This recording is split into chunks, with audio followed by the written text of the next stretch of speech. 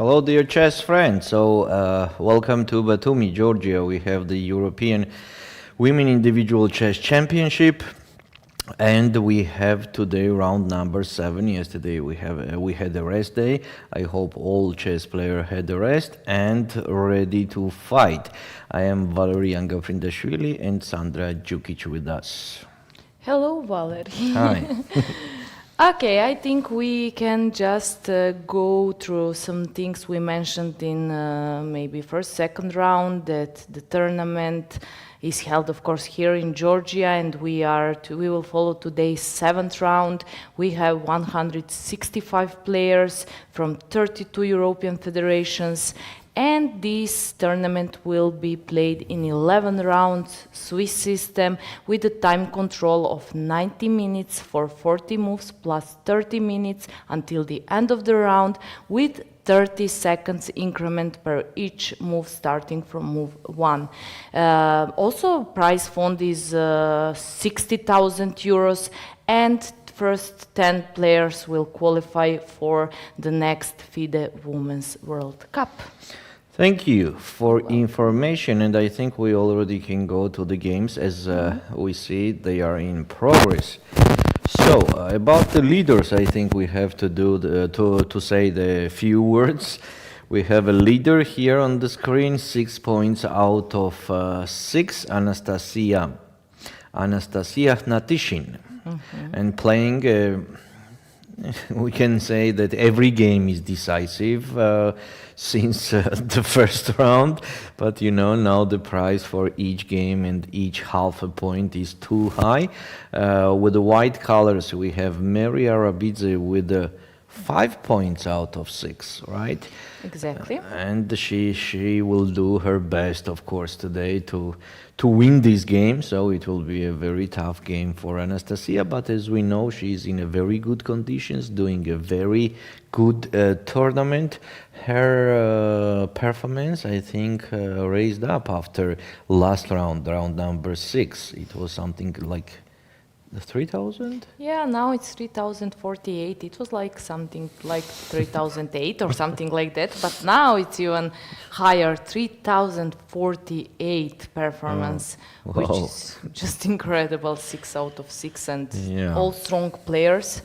So she didn't play some, like a couple of first games against much lower rated players. Actually, all her opponents were higher rated, except at the first round. So she had very tough tournament, and she's just doing a great job so far. Yes, let's see if she will continue with the same way. It will be very interesting to watch her game.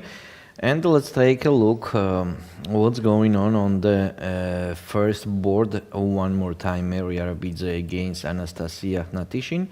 We had d4, d5, the Queen's Gambit, Kalspet system. And we have this position. It's kind of basic theoretical line in this structure. And Bishop g3 and knight g2. Yes, this is a position, a5. So as we see on the time, both of the players are doing the moves quickly. It means automatically that they are prepared for that. Meri Arabidze just started thinking a little bit, and she did castle. Yes, castle is the best option here. So what to suggest for black? The point of a5 is to stop b4. On the same time, maybe black will develop the knight from b8 to a6. It is a possible option. On the same time, we have to say that in this kind of positions, rook e8 is a very planned move, so we can play rook e8 immediately. But Anastasia is doing knight a6, as we mentioned. Also the possible option after knight a6. For white, a3 is possible. Also the obvious move. And then just continue with the maybe f3, rook a1, f3, one of the options. Another option is rook a b1 and b4. Or, as I already told you, rook a1 and f3, and try to push e4 somewhere. So the game is quite complicated. It seems like it will be quite slow. not a very concrete tactical moves for now and ideas. So let's move to the second board. Yeah, as an evaluation, we can say that maybe white is slightly better, but nothing so special. And Meri just played a3 move, so... She did a3, Yes. yes. Okay, second board we have Sabrina Vega, who is also doing a very good tournament. She is playing against Ulviyya Fataliyeva. Ulviyya also has the same 5 points, right? Yes, we have 3 players with 5 points: Arabidze Meri, Vega Gutierrez Sabina, and Fataliyeva Ulviyya. No player with the 5.5 points. No player with 5.5. So, Sabrina Vega against Ulviyya Fataliyeva. Ulviyya just arrived in the playing venue, and she is thinking on Sabrina's e4 move, how to respond. I think she already knows, but she is just making some concentration after being a little bit late on the round. So, let her do that job. Board number 3, we have Alina Bivol against Anna Ushenina. That will be a very tough and interesting game, I think so. Let's see how it was happening from the beginning. It was e4, c5, the Sicilian. g6, yes, okay. And c4, going to the e4, c4 structure. Here, there is a very interesting move for Anna Ushenina, and this is knight g4, by the way. So the point is that in case of h takes g4, then it will be bishop takes d4.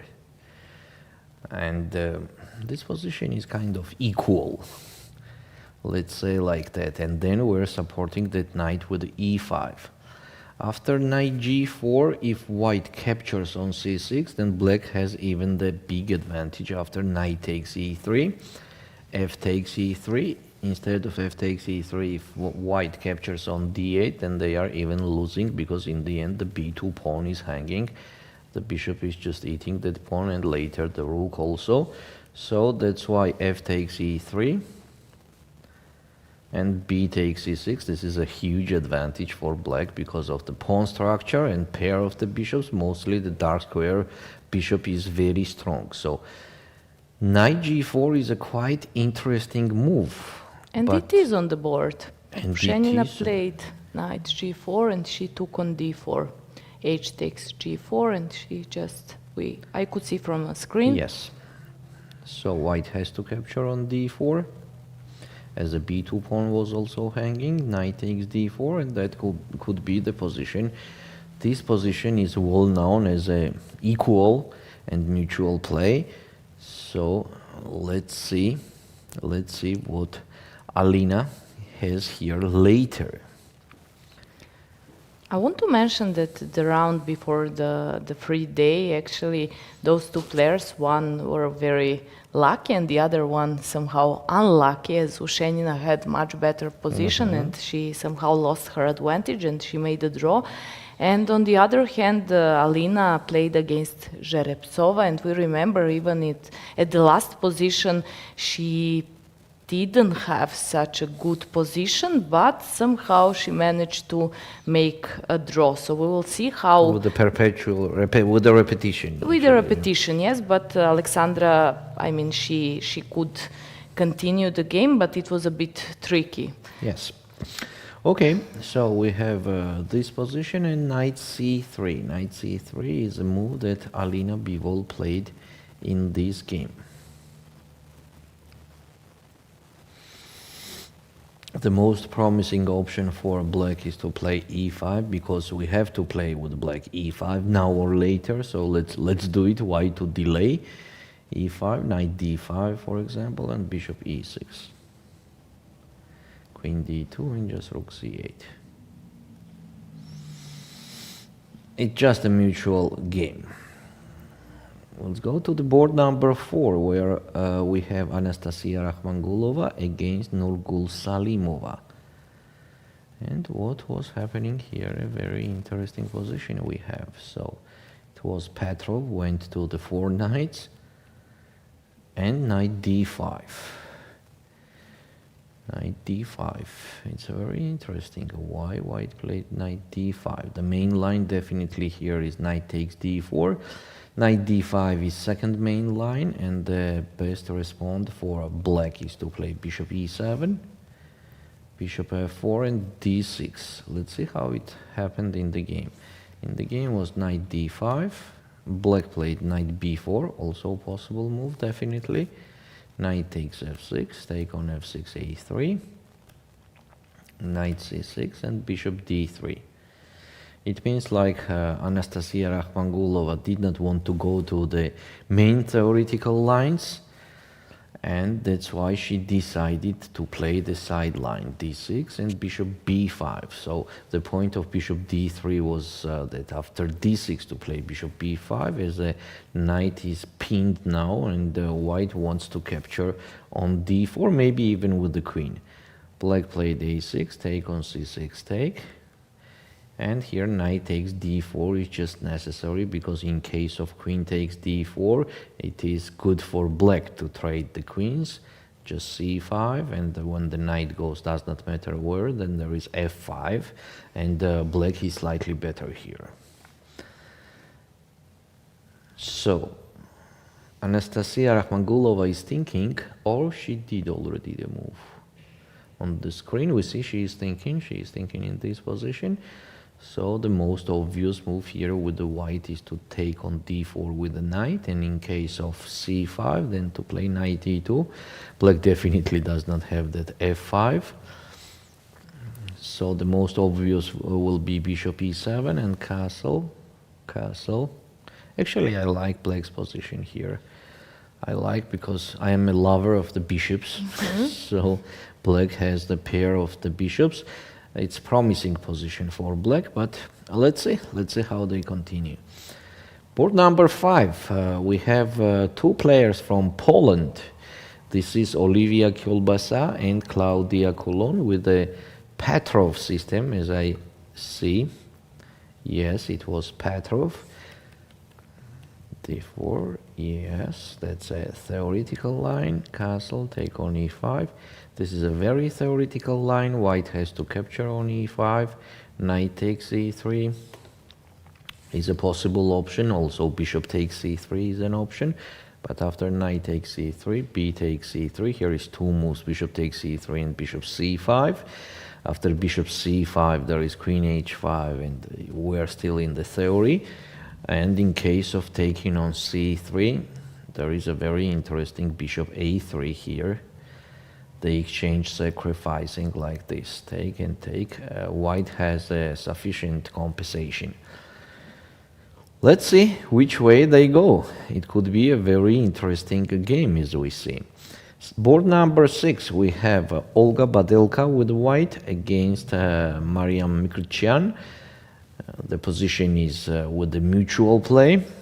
We see that nothing concrete is happening for now, and I think for a while also will be like that. Exactly. So let's wait until the concrete things will start here, as the position is with the mutual play.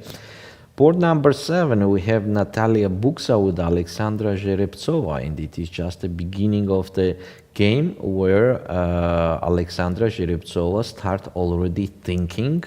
So what was unexpected for her? Knight c3 was unexpected. Maybe knight c3, as maybe she was prepared on d4. So let's see what she will decide here. There is nothing much to say in this position for now. And then we have a very interesting pair, Gulenay Aydin against Eline Roberts. And this is the Sicilian with the bishop b5 line. The position is mutual play. The black, or the best option for black could be a6 to attack that bishop, to make it clear what is it doing, and then take on d7. This is a very well-known position, and we can say let's make it like it's a mutual play. Maybe slightly better for white, but still nothing special. Let's go to the next board. As we see today, we have a little bit slow games on a lot of boards. Laura Unuk against Lela Javakhishvili. That also will be a very tough game. Both of the players are quite experienced, mostly Lela Javakhishvili. but she is with the black colors, and we know that it's still better to play with white. For example, if you have a chance to play all rounds with white, definitely you will use that chance. So what was happening here from the beginning? Let's take a look. Okay, e4, c5, and d3. d3 is kind of sideline. The main line is e5, knight g8, and knight g8, knight f3, knight c6, and d4. That's kind of basic line, sacrificing the pawn on e5. Take and knight db5. This is what theory says. Instead of that, Laura played d3. Actually, we already saw that Laura loves to go on the structures and not on the concrete lines. But obviously, this is not the best option for white, and black is absolutely okay, mostly after d5. d5 makes sense here, and in case of e5 now, we already played d4. And now this is not so effective for white to capture on f6, as this position is absolutely, this is even better for black. So take on c3, maybe the most obvious option, and queen takes f6. This is also kind of nice position for black. So let's see if Lela will play. She already did the move. She played knight c6. She played knight c6. She did not play d5. Knight c6 is also the option, definitely. And now white has to make the choice how they are developing the light square bishop. Are they doing g3, bishop g2, or for example even f4, or just bishop e2? So it's a lot of options, nothing concrete is happening. So just wait for Laura to make the decision. Until now, we can go to the next board. Board number 10. Oh, it's nice to see Keteva Narahamia here, the legend, we can say that. She is playing with the black colors against Mai Narva. And let's see how it was happening. She had a slow start. She lost first 2 games, and then she won 4 in a row. Oh, so she is back. She is back, exactly. She is back. She's a representative from Ireland, right? As I remember. But originally she's a Georgian chess player. She played a lot of Olympiads in the Georgian team and gained a lot of titles. So it was Sicilian with the e5 system. Also the theoretical line, the best option for, okay, let's say that black has multiple options. This is knight d4, this is knight g7, this is knight f6.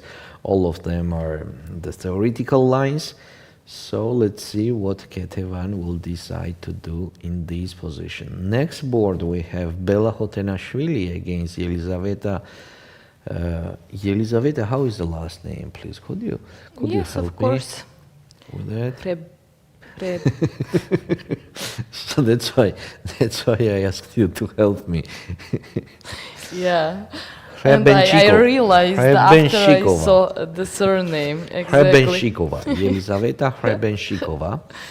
And we have a very interesting move here in the King's Indian. It is h4.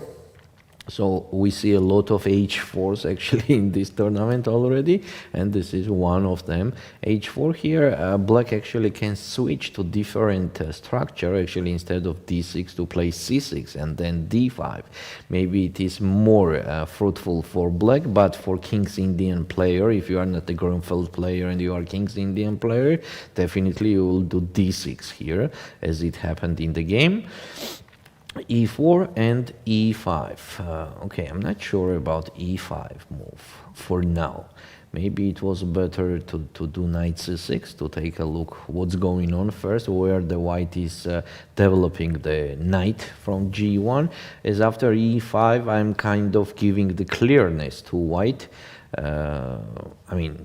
White already can decide easily, as e5 is already on the board. Now they have the easier choice, and they already have the clear picture on the board. So the best move, I think, is d5. For example, a5 with black. Bishop e2, knight a6, and h5, the move that we wanted from the beginning when we play h4. The game is slightly better for white. Bella is thinking, she loves to think usually, but for now, Yelizaveta thought much more. She already thought 18 minutes for move number 5. Definitely it will be a tough game as both of the players are quite strong. Let's go to the next board, board number 12. Here we have Dinara Wagner, and we have a very unusual situation here. We know that on the first move she usually has more than the 1.5 hour, but for now something went wrong in her preparation. It seems like that, as she already spent 13 minutes and she's still thinking in this position, which seems like not an advantage for white. Let's see how it happened. The king's Indian, same, h3, okay, e5, and bishop g5. Wow, maybe she mixed some line, yeah, because bishop g5 is not an option here. Here we know there are a lot of options, but I'm not sure about bishop g5, for example, bishop e2 or d5 or take on e5 even. But in the game was bishop g5. Black reacted correctly. Yarochka, but how to pronounce the name? Livia or Livia has to be, right? Livia. Yarochka or Yarochka? We say Yarochka. Yarochka, okay. But it could be Yarochka. Yeah, definitely. Also, Livia maybe could be somehow different, or no way, right? I would say Livia. Livia has to be Livia. Okay, so knight. Unless. yes. Rook e8 and. Oh, something is wrong. Dinara, I mean, with the position. Wait, what? Wow. Knight takes e4, just simple tactics. Exactly. So the point is that on bishop takes d8, knight takes c3, game over. Wow. Just piece up. Wait a sec, so what's going on here? Move number 9, and white is already losing the game, because after knight takes e4 it's a decisive advantage, as it seems that knight takes e4 is the only move, and after queen g5 I don't know even what to suggest to white. Maybe castle as fast as possible. And okay, black is just a pawn up. Healthy pawn up. Healthy, and the dark square bishop, which is very strong. Wow. Which is very strong. So I blundered once this same motive, but it was from New Indian with bishop g5, and then this knight e4 came with the same idea. Rook was on e8, and it's just almost game over. You don't have any compensation. That's the problem. Sometimes you can blunder, but still to be lucky. Do you think Dinara does not see that? No, I think she sees that. I mean, after she did the move, definitely. Exactly, after she did the move. Before the move, if she saw that, she will not do that. So the position was not so bad yet for white. White has to play queen c2. And minus plus, white is still in the game, and mostly if they will do long castle next, okay, it will be a fight, right? No, maybe not an advantage already because of that bishop g5, but it still will be the fight. But now it's like game over, actually. Knight takes e4. So Livia could not believe her eyes. I think so, that she has a question, what's going on?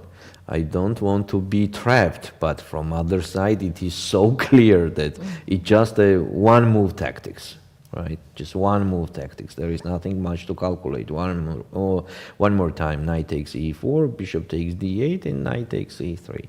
Here is just game over. Black is piece up. Later they are just taking the queen, and the black is piece up. So it means automatically that white has to capture on e4.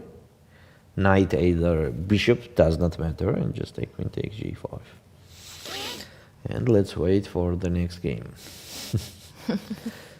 Okay, still, I mean, we don't know, even if they enter to this position, of course, it would be really unpleasant for... bishop h3 would be also... So, castle? Okay, I have... Queen is hanging. I have to move the queen, yes, after... On d8 even. On d8 and then knight c6. And, Exactly. There is a problem also on b2 is hanging. If we move the knight, that would be second This pawn. position, even if it Strategically, is with the equal pawns, black gonna be slightly better because of the dark square of the bishop. Now they are even pawn up. And she took it. Definitely she and will she do. took it. Oh, ouch. Such Cold a shower. bad- That's a cold shower. Yep. I think Dinara will take the time now, as she need that. But unfortunately, it will be very difficult to create any kind of game with the white in this position. Okay, let's go to the next board. Here we have Yana Schneider against Gyunay Mamadzada.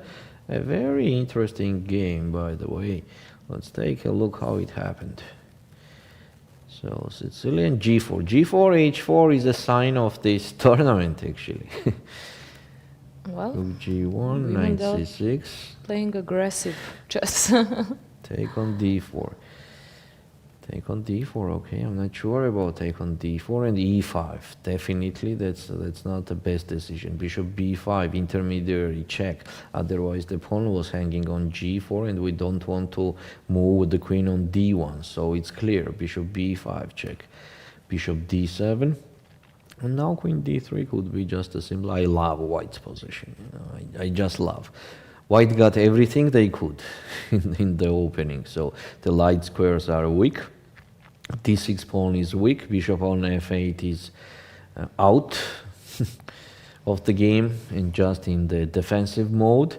And white's all pieces are developed. Just one last move, long castle, and then let's see, just the techniques. Techniques to continue and convert this game to the victory. But we know that Gyunay is not the one who will be angry without fighting back. And let's see what kind of counterplay she will create in this game. Next we have Beloslava Krasteva against Govhar Beudalieva. Here also something interesting has happened. So it was Ragozin system with a3, not a main line. Okay, bishop a3.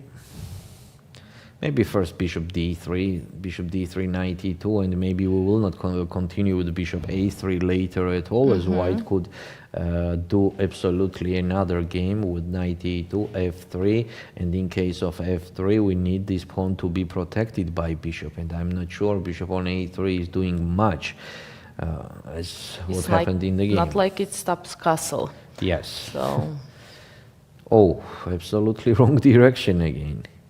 That's not the way to develop the bishops. Yeah, Beloslava has is to usually be on very well d3. prepared. So I guess she So, knows what okay, she's please doing. tell me what to. Okay. Anyway, I will not go in details. Maybe Queen not. c2. Why queen c2 and why not knight e2 Knight to e2. develop the knight? Yeah, that's a kind of simple logic. In the game was queen c2, and here I think instead of knight c6 there was just a bishop takes a4. Oh. Oh, yeah, rook on e8 is well protected, so just queen c3, queen a1 is coming. If white takes, what white would not do, but as you Yeah, said, just queen takes c3 Okay. and it's just game the over. free day, we will see what will happen. So it seems like after bishop takes a4, queen b2 is the only move. Knight bd7, and why not? let's play it with the pawn up. But somehow Govhar answered immediately with knight c6. She even did not mention that thing. Now white is thinking, but black's position is still more promising. For example, does not matter where the knight will develop for white. Black has e5, so in case of knight e5, knight f3, e5 still. Why not? Yeah, black is just... Looks good. Yeah, and it will be more good on knight e2, e5. So black is absolutely, let's say that even more promising. The black's position is more promising. They does not have any kind of trouble, and more. They are even ahead in development. So I like black's position, but okay, definitely the another story was if black captures on a4. Beloslava just made a move. She played knight f3. And let's see if Black will play e5. I think she will. She will. She developed all pieces. Yes, for e5, mostly for e5. Exactly. She is super ready for e5, and she did made it. Yeah. very fast. She's blitzing. She's She's kind of on blitzing, 1 hour yeah. 31 minutes. Yeah. So she just. When plays very Beloslava fast. has 1 hour and 8 minutes on the clock. But you know, sometimes I remember, like when I had really good tournaments and then I make some kind of fast draw, my dad was always recommending me in meantime to play at least one game with someone, and then it was this free day, Yeah. and we see that Beloslava blundered bishop a4, we see that Dinara also blundered this knight e4, so really it's very tricky with free day. You just enter to tournament, you warmed up, and then suddenly for one day you're living completely different day, like you're Great. just resting and not thinking too much about chess preparations, next game, and so we will see Absolutely how agreed. it will affect, for whom it will work, and Yes. For whom opposite? exactly. So, next board we have board number 15, and we have already Lilith Mikrotyan here close to the top boards. I think she also had a heavy beginning of the heavy start of the tournament because she is quite high rated, but we did not see her in the Well, I have to tell you that she did not lose any single game. so she did as a Petrosian, so she is also from Armenia. Exactly. So she had all draws from second to fifth round, and in the sixth round, at the sixth round, she won the day before after the free day, and today actually she has tough opponent. She plays against Sofia, who had at the sixth round completely winning position, but she made a draw at the end with it was perpetual check, if you Yes, remember. with Mai Narva. Yeah, exactly.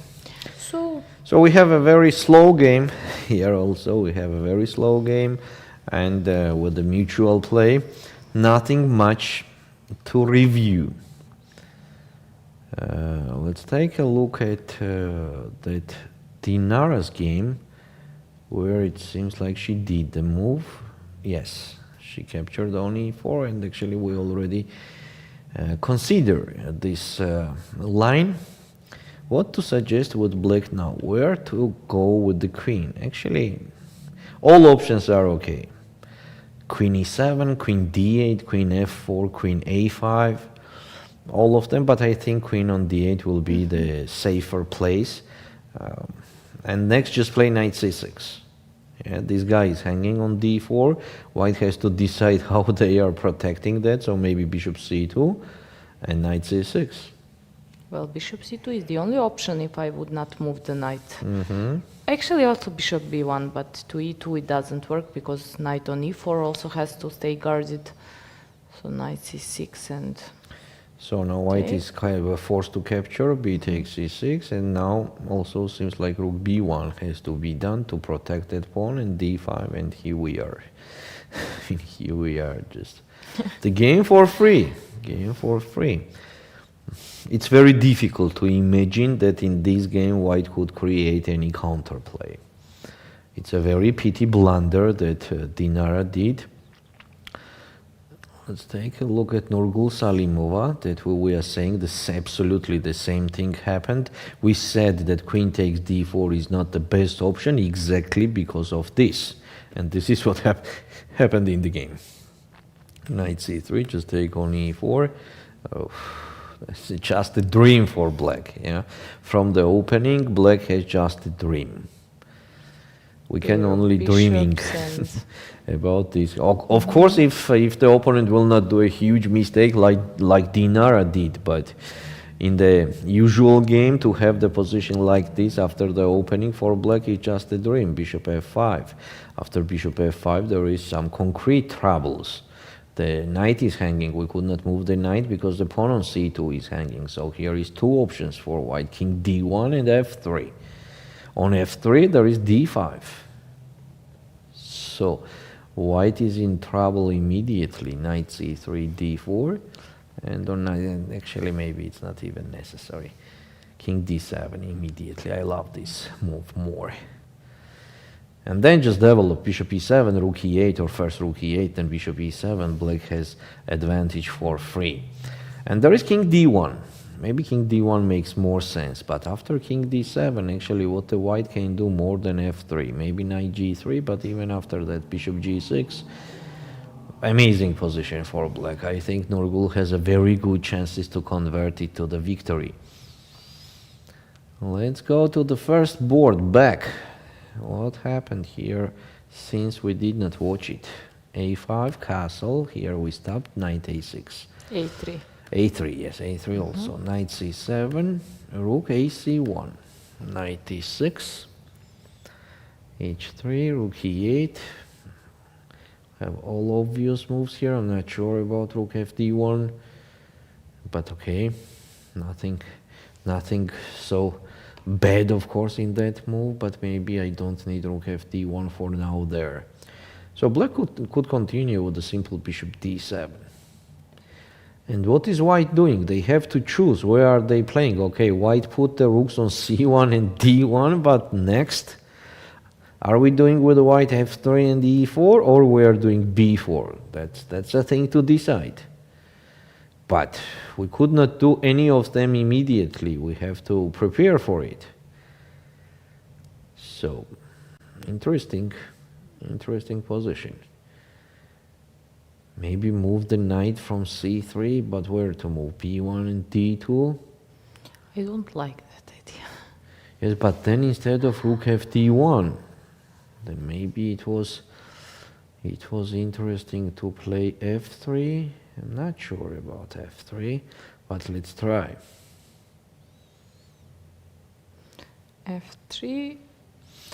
Tough position. Yeah, it's difficult to say because after rook fd, okay, we can play the moves like rook fd1, but then What next? Yeah. The question is, what I are we agree. doing next? Maybe she wants to push e4 immediately. That's possible. Like on bishop Actually, d7, this e4 maybe works e4. perfect when pawn is on, works good when this pawn is on b5, like Yes. b7 to b5, because then there is c6 pawn, which is kind of weakness, but Okay, Or- let's see. That will be a tough game. It will be a tough game, and or if black cannot occupy this d5 square so easily with the knight, so yes, then also it important would be detail. also it would be also good to push e4, but this position looks quite equal. Yes. And I don't see any problems for black, so it's just double-edged game. And Yeah, very solid position. very solid. Okay, let's go to the next game. And Let's we see have a second- big advantage. Yes. Yes, on the I second just saw board. it. The Wow. last move. The last Wow. move was queen c6. Okay, let's take a look at that. So everything was kind of okay. Yes. Suddenly, wait a sec. So what happened here? So, okay, queen d3, d5, e takes d5, knight b4, all good. Queen g3, bishop c5, also good. a3, knight b d5, everything is okay. Take, still okay. Knight b5, castle, also okay. Knight c3, queen d6, bishop d3, h6, and she took, no, bishop f4, correct? 2. Knight a4, knight a4. I think here was the moment to take on h6. It's possible. So bishop takes f2 seems like an only move. But black is okay here. Black is definitely okay. But So- Vega is on 1 hour 31 minutes, so it's whole preparation, Yes, I guess. You yes, don't play just yes, knight a4, a tempo queen moves a5, without being b4, prepared that queen takes before the a4, game. Bishop takes h6, knight h5, queen e5, and here was super necessary to move the bishop somewhere. Does not matter where. e7, b6, all of them is okay. Instead of that, queen c6, and after queen h5, what is black going to do and to stop the checkmates there? Maybe if we could we don't have good angle to see the position over the board. I thought maybe it's some live transmission Maybe bag we can or zoom something, because yeah, maybe there is option to zoom second board. We will see. That would But be it great. seems, if but it it is a seems like position, queen it is on seems c6. like winning. I'm just confused with the last move of black. Yeah, queen c6 is, but it is on the board. It's on the board. It is. So what to do here with black? Wow, that's kind of unexpected from Ulviyya.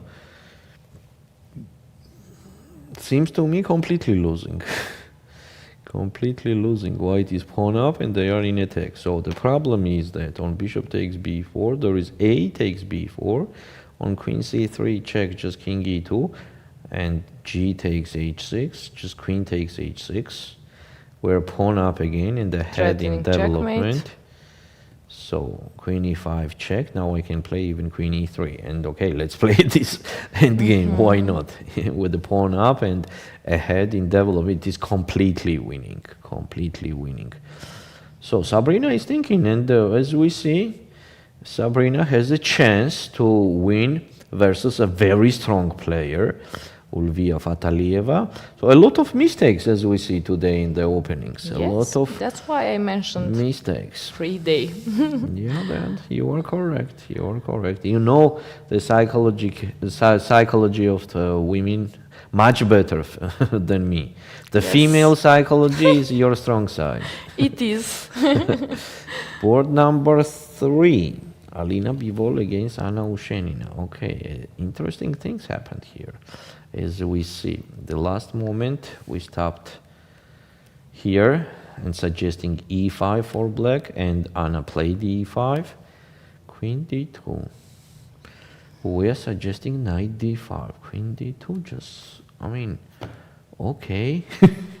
Why to give the pawn? Where is it? It's kind of blunder or what? No, I don't think so. But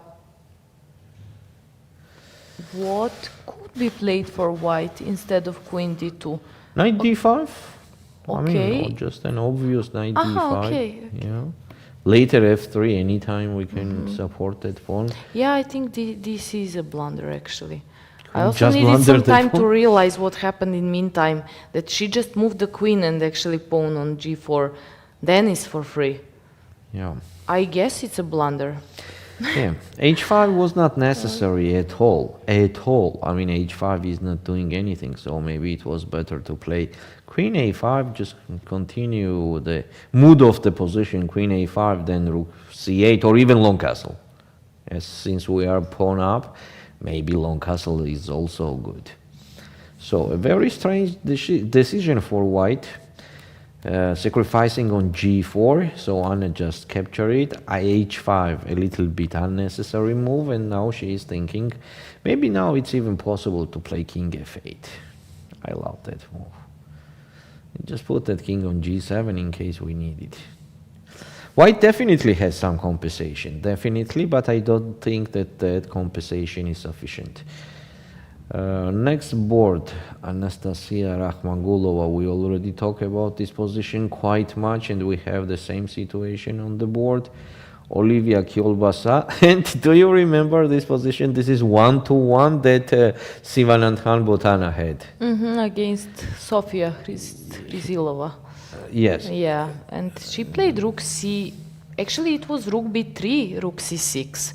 c3 is kind of at this moment it's maybe improvement or not. B3, it was rook right? b3, rook Yes. c6, bishop You are f6. right. Exactly. Completely same position, Ulviyya but played c3. Ulviyya played c3, so maybe And still, we are suggesting rook g6. We are still we suggesting. stay with this move. We don't change it. Yes, rook g6 makes more sense. Exactly. Okay, let's see what happens here. Then we have Olga Badilka against Mariam Chian. The same kind of position, same mood, but seems like white is more prepared for this position than black, as black is spending too much time, and on the same time white is slightly better already. The next boards, Laura Unuk against Lela Javakhishvili. So Laura played bishop f4 after knight c6, and on a6 she answered with the g3. Okay, black's position is a little bit more promising. Then we have Mai Narva. Here black is also okay. Bella Khotenashvili against Yelizaveta Hrebenchik. Right? Am I pronouncing it correctly? One more time. Hrebenchikova. I'm sure Hrebenchikova. you pronounced it Yelizaveta perfect. Hrebenchikova, yes. Hrebenchikova. From Ukraine. And what happened here? After e5, Bella Khotenashvili decided to capture on e5. Capture on d8. Capture, and knight f3. Knight bd7 is the most obvious move. And what does she want here? Just continue with bishop e2 maybe, yeah. But black has to equalize here. I hope so, that c6, just the typical things. Black has to equalize. I don't think that the black has any special problems here. Okay. Next, we can take a look at Dinara Wagner, that made a huge blunder. And what happened then? Queen g5, castle, queen d8. This is what Livia played, as we suggested. Then it was bishop c2, and we were suggesting here knight c5. Instead of knight c5, black played d5. Also a possible move, but I like knight c6 more. I like knight c6 more. What's going on here? Let's take a look. C takes d5 seems like obvious. Queen takes d5. Rook e1. And knight f6 is hanging now. Knight f6 is hanging, and we have to move our rook on f8. This is what I did not want to do with the black, but still okay for now. And then later, carefully, we have accurately develop the pieces for black. Still, they have decisive advantage, but knight c6. So, people, what I want to say, when we are technically winning, the most important thing to take care is to don't give any counterplay, and the position will be winning by itself, right? So, no counterplay, it means that the opponent could not attack anything, right? So here, what black did, white is attacking something immediately, right? All right. So, just what for, yeah? Just what for. Okay, Sandra, I think we reviewed most of the openings and the games, so we can do the short break now and be back soon. See you. See you.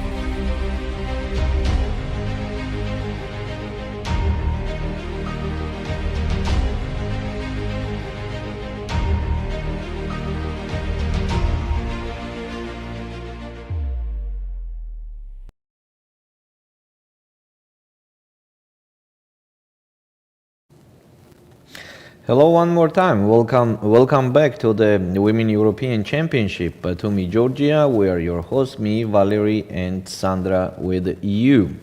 So until we continue our games, or actually continue our games immediately. Let's continue. Yes, some things happened in meantime, so we can just go immediately to see what happened. Which board you suggest me to go? I suggested first second board. Second board.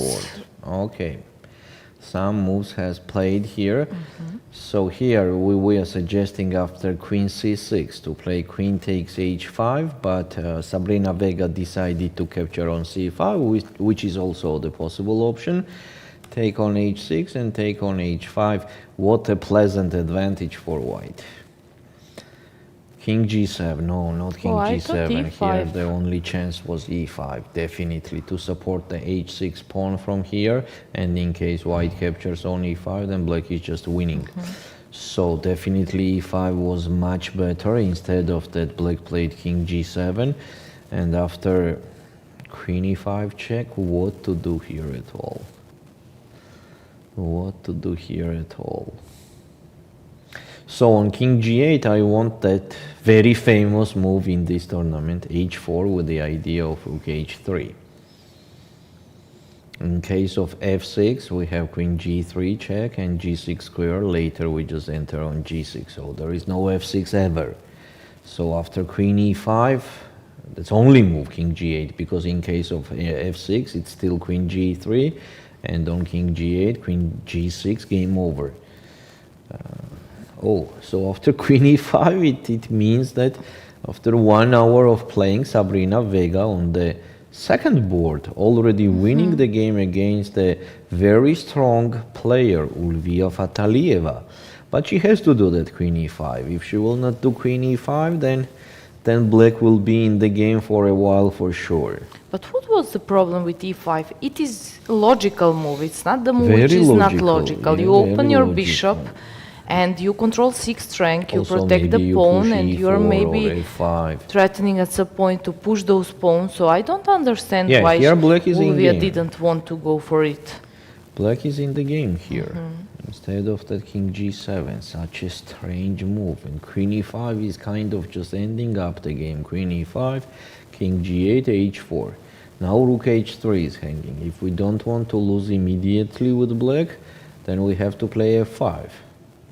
And still rook h3. Oh my gosh. Oh my gosh. That rook h3 is just craving the position. For what to hope. Yeah, and long castle is on the table. You can do it anytime if you want. So, absolutely winning position, but still, Vega has to play queen e5, and she did it. She did it, and it means she's very close to victory. A very easy game, mostly compared to the previous games that she played.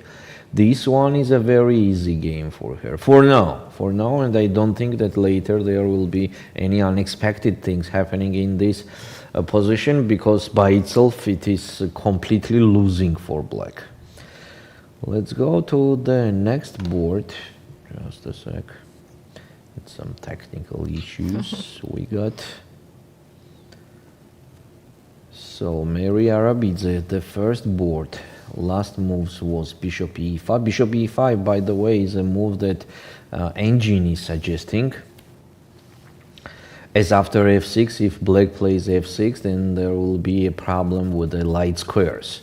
So bishop e5 is provoking actually this move, and in that case, white has advantage immediately. So in the game was knight g5. And white responded with knight g3, of course. Controlling better e4 Yeah. Actually, square. we are saying that it's a little bit unclear for white what to do, but it is more unclear for black what to do next. Yeah, I don't like that bishop f8 move here. Somehow I want to play bishop d7. It's just nice. to develop, yeah, and maybe prepare b5 somewhere, and my bishop on d7 is on the correct position. Exactly, but the position of two knights, two bishops, and queen and the rook, it's very interesting from the So bishop after bishop d7. d7, we need the rook on c8 and king on f8. It will be a very nice position of the pieces. Next board, Sabrina Vega, yes, Fataliyeva is thinking. Third board, Alina Bivol. What is this girl doing in the very beginning of the game? So she sacrificed or blundered the pawn. After rook c8, queen f2, so unclear move. Why not castle? Why not castle? We could not do the long castle, that's for sure. So it means that we have to do the short castle. So let's do the short castle and then double up the rooks on f-file to create some counterplays. Yeah? And already castle is threatening f takes e5 and knight f6 check. So why not castle and why queen f2? Queen f2 is a very strange move. That's true, because as long as bishop is on g4, long castle doesn't work. And this bishop will stay on g4, so at some point, most probably short castle will come, so it's better sooner, and then to organize a plan, as you said, to double rooks on f-file and create some problems and threats. Now knight e6, very strong move for black. And on f5, just g takes f5, e takes f5, and knight d4 back. That's it. To provoke f5, yes? Yeah. So there are no any more and f takes e5. possible threats on f-file. because if white captures on e5, black captures back. Now knight f6 check does not make any sense actually, because even king f8 is possible, and in case of capturing here, we can capture here. Here is very nice tactics. Queen takes f7, king takes f7, knight takes e5, king g7, take And on rook d3 c4, and yes. take on c4. And now the pawns are equal, but e4 pawn is a big trouble. It's a big trouble. In case of e5, there will be rook f8. Now the king will be the trouble. Yeah, this is clear advantage in the endgame for black. Next board we have Anastasia Rakhmangulova, and this is a position that we are talking about. Castle was in the game. We were talking about king d1, but castle happened. Bishop b7, knight takes e4, and king d7. On rook e1 there will be rook e8. A big advantage for black. For free again. f3 immediately, and bishop e7. We have no rush here with black. Just bishop e7, then rook e8, and then let's see, maybe we can even capture that knight later. Yeah, very comfortable position for Nurgyul. Ulviyya Fataliyeva against Claudia Colon, and rook g6. Here we have the correct reaction here. Rook g6, h4, and king h7. Everything is correct. Now h5 does not make any big sense, because black plays just rook e6, for example. And there is no attack. Since the king is on h7, everything is okay. I like black's position actually here. I think black does not have any kind of the problem. Next board we have Olga Badelka against Mariam Mikuchian. Olga Badelka is using her pieces better than black, that's for sure. Otherwise the pawn structure is not better, but the pieces, white did it better than the black. So white is slightly better here, but very slow game. Natalia Buksa against Alexandra Zhereptsova. And the last move was c5, which the engine bar says is a mistake. Okay, we understand that the simple bishop e7, the continued developing will be much better, and c5 is kind of active move, while black does not have any kind of advantage. More, they are behind in development, and on the main time they are losing more time with the c5. So after f5, what they will do after f5? How to react? Because if you play e5 with black here, there will be the Knight e5. Square for free forever. I can start first with the e4 to create another square on c4 for my bishop here. White has big advantage. If black captures on f5, then there is a very strong bishop f4, creating the big troubles immediately. Yeah, here is a clear thing. So then what? Rook d8 maybe. On rook d8, queen e1. And maybe e5 now, but still a4, and on b4 there will be knight d5 anyways. Take on d5, take, rook takes d5, and bishop takes a6. It's kind of winning. Yeah, Alexandra played a good tournament, but also her games were very, very, very stable, and she was obviously very well prepared for previous games, as she had very pleasant positions from the opening, That's true. which today we cannot say. So let's see how she will handle with the situation if Natalia decides to play f5 move, as she will enter to really very unpleasant position. Definitely. Go ahead and let's take a look at Kulinay Aydin against Elin Roberts. What did they manage to do? Rook c8, okay, a4, queen a5, a little bit early to play with the queen. In d3, h6, another time wasting, and bishop f4, queen c7, another move that is forced. And now maybe rook fd1. Let's attack that pawn. Let them play e5. It seems like e5 is the only move. So now we have some objects here, right, to attack. There is a d6 pawn and d5 square. On knight f6, for example, b3. On bishop e7, a5. I like this position with white. Mm-hmm. Yeah. I also prefer to play this as white. Let's see if she will do here rook fd1. I think she will do rook fd1. I'm talking about Gulenai. Mm-hmm. Then she will be slightly better against Elin Roberts. Board number 9, Laura Unuk with Lela Javakhishvili. And Lela played d5. She played d5, as we see, a little bit later, but still d5 is on the board. And bishop e6. Okay, Lela, we all know that she is a very solid player. She loves to put the pieces on the solid places and kind of to do the correct chess.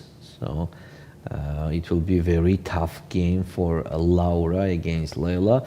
Laura already thought for 50 minutes on 8 moves, 8 opening moves. 50 minutes is too much. For 8 moves, it's too much. So now she has 40 minutes on the clock and she has to do 32 moves. So it's just the beginning, she spent too much time. And actually it goes very fast. You don't feel while you play the game. Suddenly you see you're on 30 minutes and very fast you come to 20 minutes and then you're in time trouble. So you have feeling, okay, I have time, you're looking at the clock, but it's not like that. And yeah, most probably in life is the same. Yeah, you see that you are 30 years and suddenly on the next day you are 40 years. Really? And as much you are, the time it goes faster. So in chess is also, as less time you have, it runs faster. Exactly. Good comparison. Okay. Mai Narva against Keteva Narahamia. Keteva Narahamia played b5 here, which is a very common move in these structures, and a strong move as she made it in the correct moment, and the last correct move now. I mean, not there are other options, but the best is d5. This is kind of classics. No, b5 and then d5. So what's going on here? E takes d5, knight takes d5, knight takes d5, queen takes d5. And in case black is okay, if white will do castle, then even e4 or take on b5. So just consider this line that queen g2 is hanging. This is a point, and black is just winning. Black is just winning here. So white could not capture on b5. White also could not capture on a5 because of queen takes d3. A huge advantage. So what to do? Then do castle. If we can't do this, if we can't do that, then do castle. e4. I like e4. And on queen takes a5, queen takes d3, knight b4, and just take on b5. Yeah, if anybody could fight to win the game, that's black. Yeah, the position maybe obviously is equal, but if somebody could try to win, this is black. Let's see what the black will play there. If Ketevan will play d5, we're talking about the beginning position that we start considering here. Should we go very fast to the second board just to check what happened in meantime? F6, it seems like the most interesting game so far. So yes, king f7, queen g6 check, and king e7. So exactly, queen entered to g6, the thing you mentioned. Maybe just whatever. Yeah, it looks like that. Yeah. Ah, g2 is hanging. Sorry. Then castle. Castle, bishop. Bishop should be moved from. Okay, the only option is d7, but I want my rooks to be connected and at least to have one threat of rook g8, which is not a threat because there is always check. But like something, you know, and then king d8, king now c7, rook pawn, somewhere. b7 pawn will be the problem. Now bishop I forgot e4 about that. You know, you have focus on the king side, suddenly there are problems also on the queen side. And on the same time, black is pawn down. Bad news for Ulviyya. Very bad news, actually. Very bad news. After castle. She did rook b1, also possible. It's stopping bishop d7, immediately stopping it. And in case of queen takes c5, but what's going on in case of queen takes c5? It's Vegas move still, right? So what black did? Right. Okay, I would make a castle. No? What the black did in the game? Black did the move. Well, No? no, rook b1 is the last move. So why on the screen we see it is white to move? The clock is on Vegas side, no or not? I can't see it well. Actually, just it in looks the like corner. clock is on Vega side, and it looks like pawn is still on c5, but also bishop on c8. No, it So, seems like it's black to move. It has to be black to move. Okay. okay, we will see So soon. let's consider queen takes c5. What the white will will make do a here. castle. And Exactly. queen g5. And please trade. I will say a lot of thanks. I know, but queen e4. Queen e4. Yeah. Exactly. And now queen b4 checks appears. The queen side is stacked. Yeah, huge advantage. Rook b7 is also a threat, yes?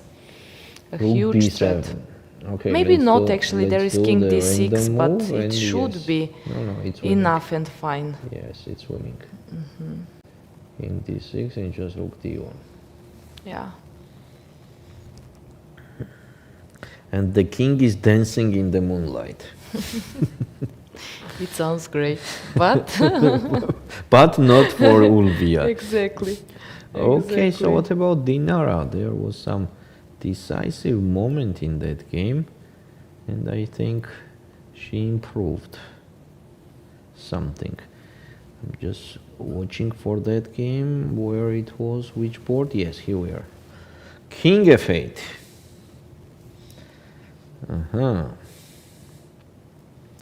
And after knight b5. Wow. So I was completely wrong when I said that in this position it's just impossible to create any counterplay, but Livia helped Dinara Her too opponent, much. exactly. Too much. We can show that actually after also the most, maybe actually king f8 is not the most obvious move. Rook e to d8 is very logical move.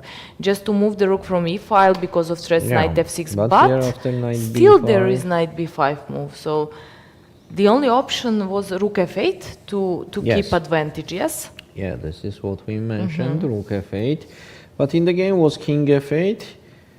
And now for white we have a very strong chance, knight b5, as black could not capture on b5 after bishop a4, another tactics, and white is even better.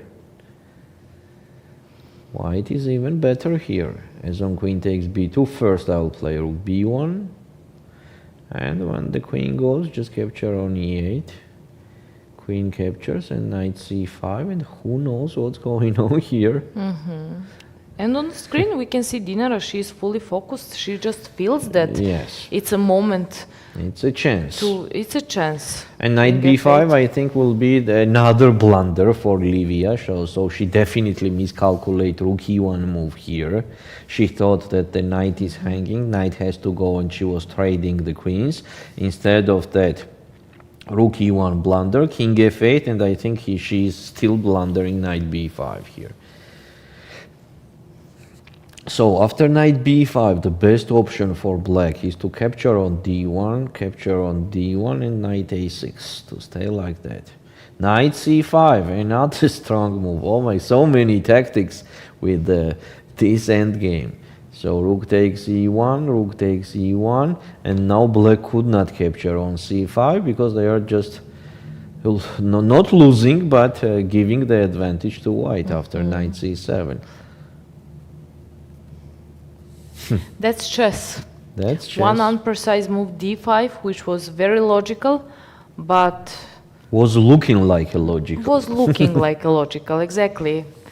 You should think before you move the pawn if your almost all pieces are on the 8 rank, so queen was on d8, bishop on c8, knight on b8, and rook on a8. So it was much better, as you recommended, to develop the knight on c6. I mean, it was so easy thing. Yes, knight c6. I'm No just need forcing, and also doing my job. Even if I am not pawn up, I'm opening up the b file, creating the object to attack there. So why not to do that? Of course, definitely. So Livia got some headache with I d5 guess also move. knight d7, if she didn't want to double her pawns or whatever, knight d7 was also good option. It could not be bad, or it could Yeah, be. no, it's okay. Of course, it's okay. Nothing is bad here, actually. Yeah. Okay. So okay, yeah. What to say? Let's see. Let's see if Dinara will play knight. I think she will. She will, because when you are in this kind of situation, when you have a last chance, when you already I mean, what could happen bad in this game? Dinara already did. So I don't think that she will do so many bad things in one game. And now I think that she will get back in the best conditions of the mind, brains, and will do the best moves starting from now. Well, let's go to the first board again, and we have knight c4 move. Knight c4 that Anastasia played. What about bishop takes e4, pawn takes e4, and f4? In case of knight e6, knight ce4. I'm not afraid of f6, because there is... Okay, what to say? What to say? It is kind of engine thing, that's not a human thing. Knight h5. And the bishop is not hanging, because if black captures the bishop, d takes e5, and in case of queen e7, just continue playing piece down. Knight d6. Yeah, talking about material disadvantage, but maybe we can go to 36th or maybe 35th board on your computer, because we have a game, Stavroula plays against Gergana, and there is some interesting position. Let's go. 36th or 35th. I'm always in advance, or no? 36th. 36th. So we can just see what happened here. It's quite of interesting position with full compensation for white, I would say. Let's take a look. So, it was e4. Okay, first of all, let's say that Stavroula is not doing her best tournament here, but of course she is super dangerous on any of the boards. So it was Karakan with c5. So Okay, Gergana G6. had a game, you remember, against Mai Narva. Yes. It was same queen f4, but she decided to go with g6 this time. d4, bishop c4, attacking the checkmate on, okay, not a checkmate, but almost checkmate on f7, bishop f5, knight e2, bishop h6. What a game! Bishop takes c2, castle, d3. A very complicated game. Bishop takes d2, bishop takes, rook a d1, take on d1, take queen a5. Okay, rook d8. Oh my gosh, both of them are doing the strong moves on each time. They have like 99.8% of accurate moves. It's just incredible. d4, queen d1, bishop f1, knight g7. What's going on? Yes. What's Let's going see. on here? If So, knight d6, for example, which is kind of...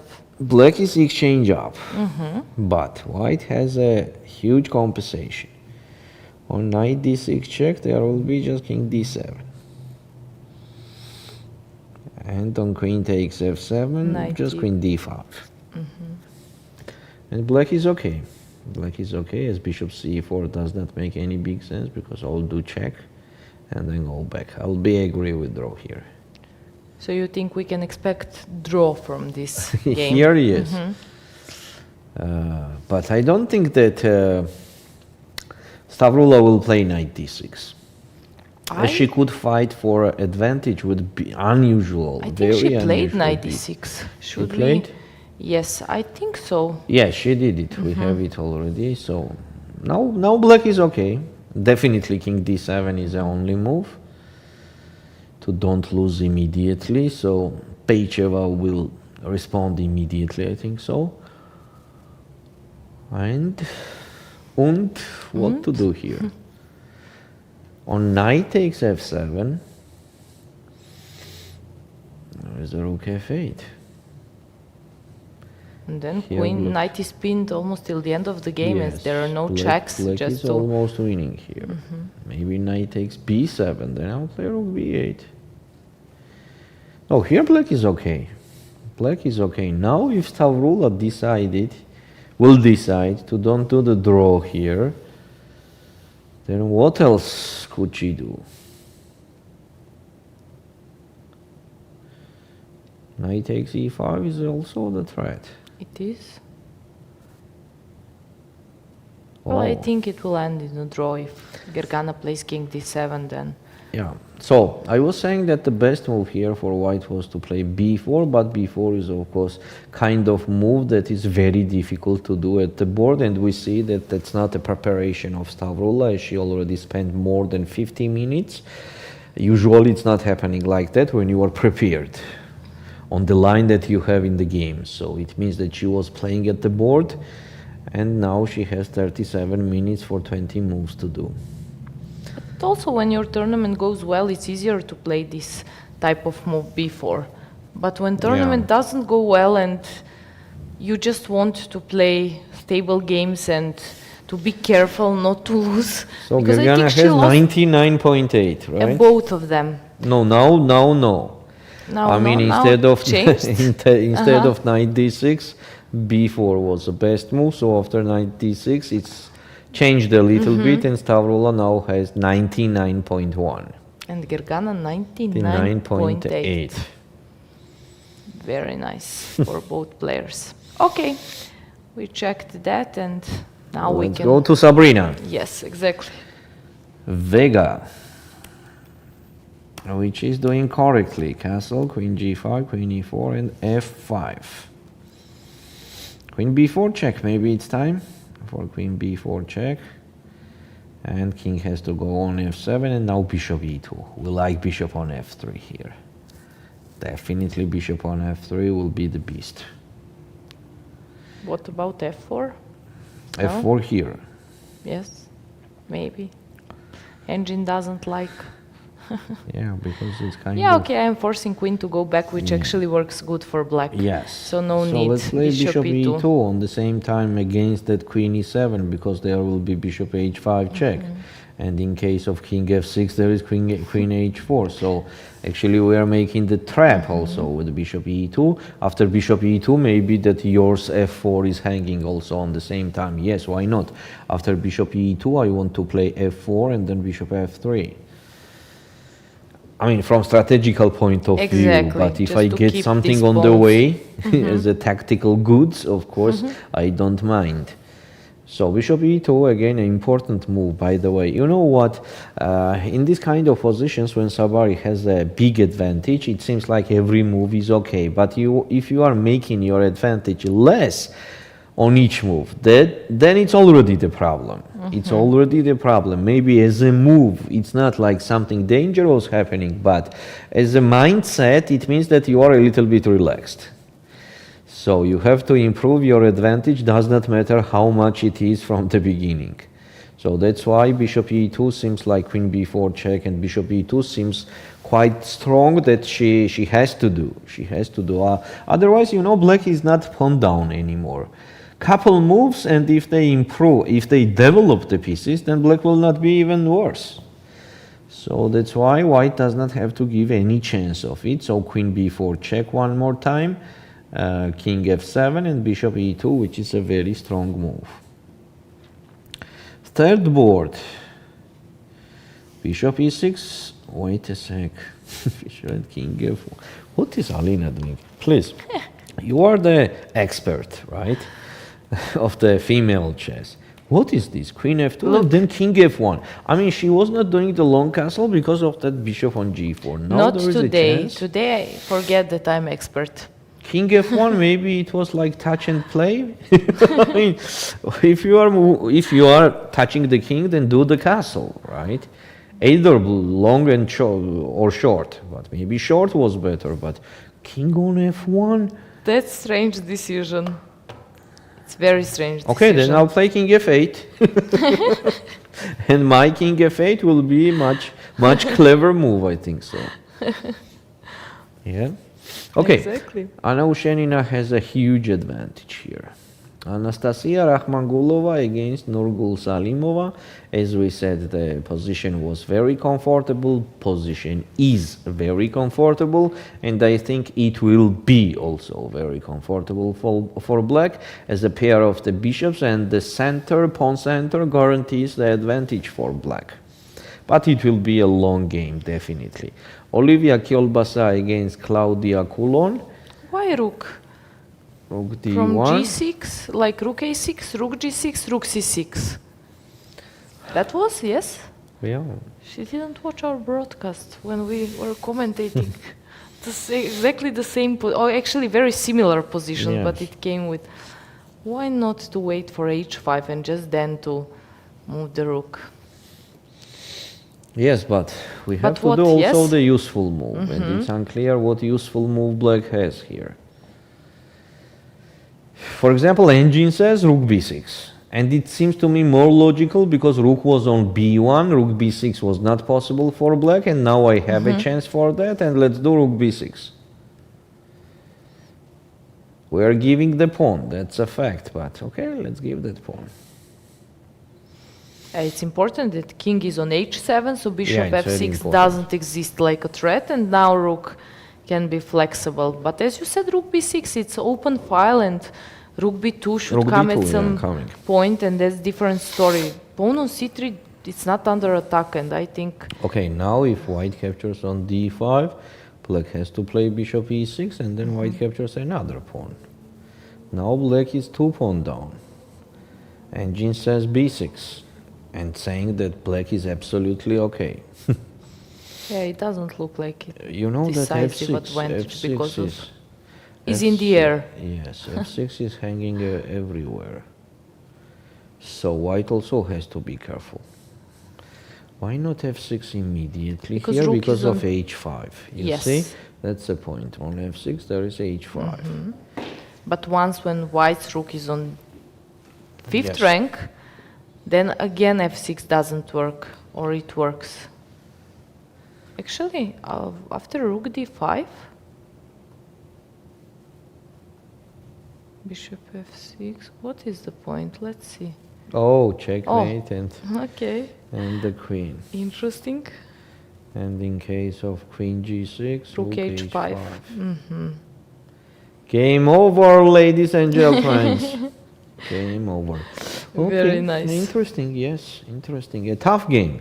It will be a tough game if they don't agree on draw, like both of them are representative of Poland, and maybe friendly draw. Maybe. Maybe not. Maybe not. Next we have Olga Batelka, which we mentioned that using her pieces very well. And okay, maybe slightly better still. We are not going in details in this position because it is a very slow game, closed, and there is nothing concrete happening. Next we have Natalia Buksa, which did not play f5. That's a little bit surprising. That's a little bit surprising. She played bishop f3. Bishop f3 is not the best option at all. Now no f5s are coming. Now black could, I mean, black have a time again. Yeah, just to develop. So bishop e7. Yeah. And black is okay here already. So that will be But by the way, long bishop game. f3 is not critical mistake. It's just engine gives like Yeah, it's not critical mistake, his but own when is opinion when you when is a chance? don't use a chance. Yeah, sure. So if we go in details, what white does have, White has temporary advantage. White is ahead in development, right? So how to use the temporary advantage is a thing that if you don't use immediately on the next move, there will be nothing from it. So while temporary advantage, like in the old sweet books of Dvoretsky, he was teaching us that while temporary advantage, you have to be very active. So if you have to be very active, then f5 is a move. Then f5 is a move. Definitely it is a move. Bishop f3 is just a move. So just a move when you have temporary advantage, it means that you are just missing that time, and on the same time the advantage also with that. Anastasia Rakhmangulova played b4. Not the best move. As black would just ignore it and play bishop d6, because if they trade those pawns, it will be good for black, right? Because there was the double pawn on c file, and there will not be any more. So by itself, the idea with b4 is incorrect for white.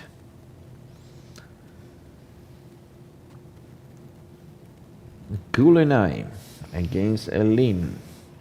And she did what we were saying. She played bishop f4 here and rook d1. On e5, she played bishop d2 and knight g3. Okay, well, we are suggesting here bishop e3 and b3 with white. So to put the bishop on e3, the pawn on b3.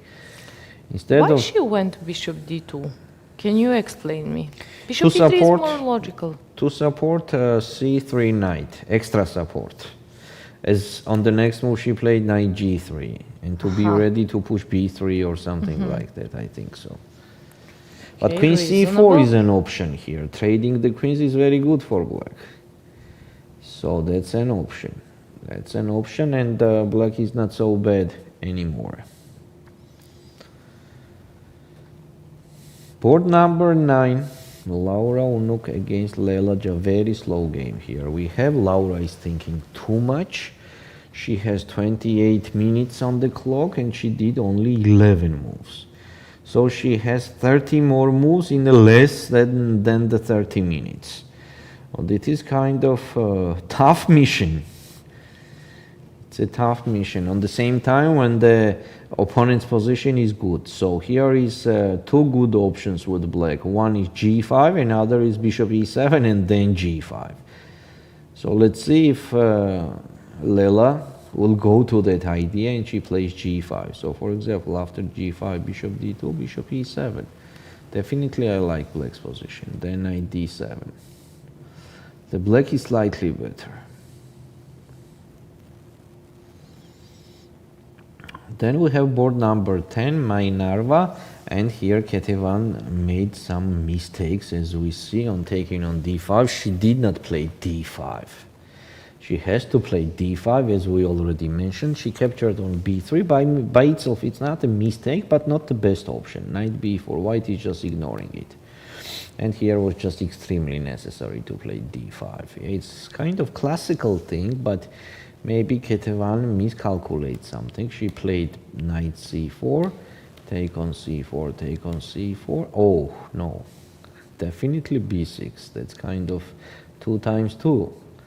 To have the protected passed pawn there. Protected not with the pawn, but at least protected with the bishop.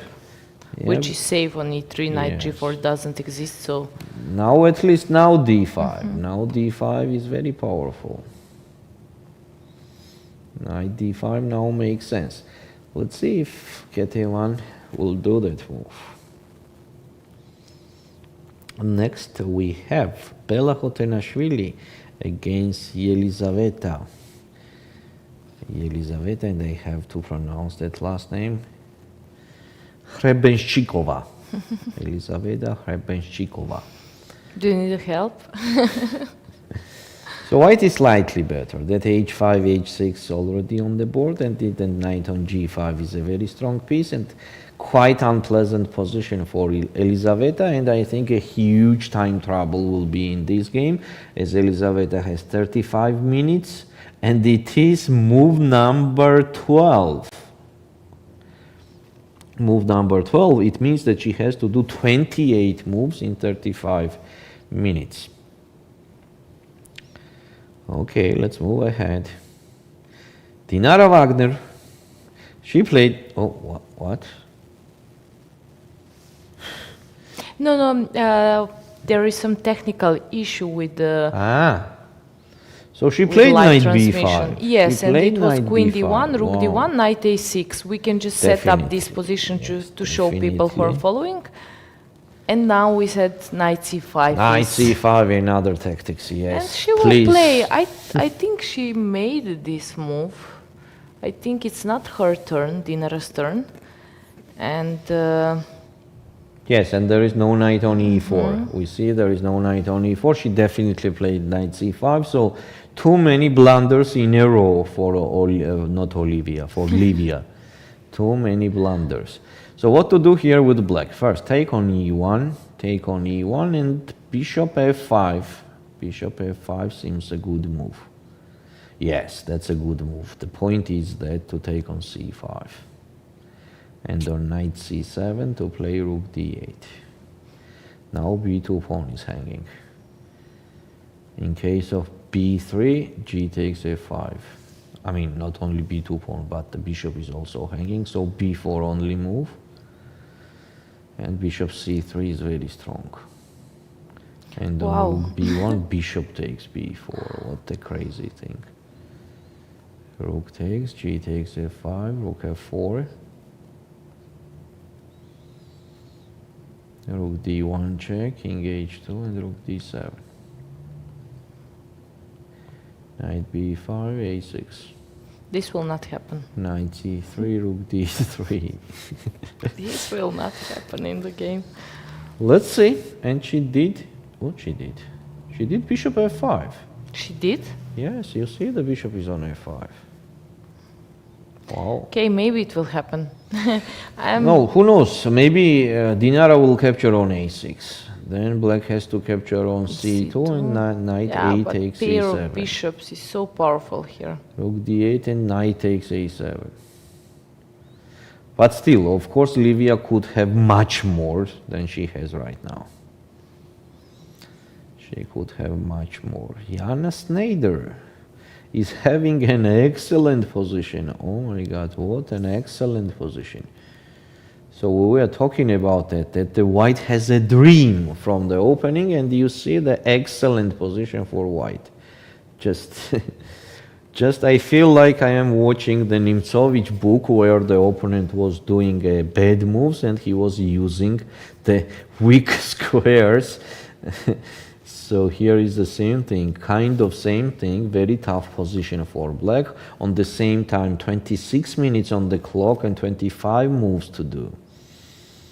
It's very difficult to suggest anything. h4 is coming. h4, g5, kind of ending up the game. Yeah, very tough position, very unlucky opening for Gyunai. A big advantage for Anna Schneider. Whom we have next there to take a look? We have Beloslava Krasteva against Govhar Beudalieva. f4. f4, yes. So she played e5 here, as we are mentioning. Black played e5. White captured on e5. Captured, knight takes, rook takes, bishop b2, rook c8, h3. Okay, rook g5 seems to me super obvious. Huh? So it's super obvious. So there is no castle because of bishop takes h3. Game over. So if there is no castle, it means that white has to play king f1 or g3. If they play g3, then there will be no castle ever. So it seems like king f1. King f1, definitely. Yeah, and just continue with bishop e6, for example.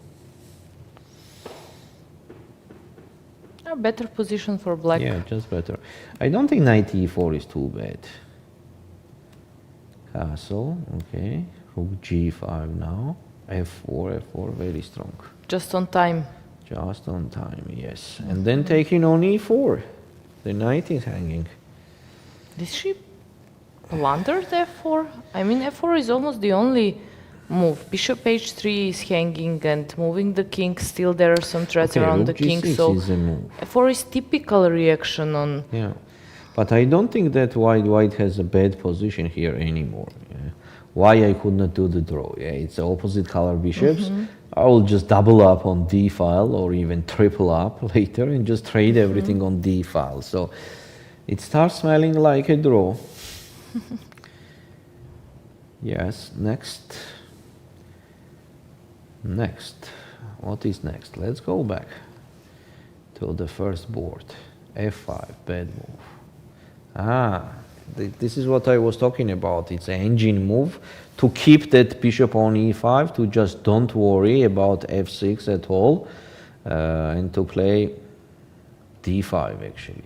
This is a little bit different. No, this is a little bit different. We are talking on knight e6. Just to ignore that f6 threat and play knight e4, and on f6 just ignore that also and play knight h5 with a decisive advantage for white.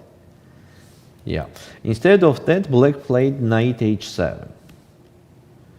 On knight h7, it's very strong to play d5. Definitely it will be strong to play d5. Instead of that, Meri played f5. Now after b5, black is kind of okay. Black is kind of okay. Why not? There is no special threats or anything in the center or the king side. Anastasia is improving a little bit her position. Let's take a look at Sabrina. So queen e5 instead of queen b4 check. Queen b4 check and bishop e2 was amazing. Rook g8, g3. Queen g7, queen c5 check. Does not matter where the king goes. Next move will be rook e1. So still big advantage. Still big advantage for Vega. Okay, Alina Bivol. Oh my God! Look at this on king g1. What a reaction! Oh my rook God. f1 and h1. That was first what I see. Rook on f1 and h1. Sometimes when I am setting up the pieces, the board with my neighbor, he's doing that kind of mistakes, you know, like he's putting the rooks different. It's like something is mistaken here, you know, some errors with the rook h1 and f1. Either in Fischer and chess Yes. also it can Yeah, start so this with is a clear advantage for black. I think the simplest decision is to take on d5 and queen e7. Definitely, that's the simplest decision. Take on e5, it will be d takes e5, and in case of d6, just queen e6, just no worries.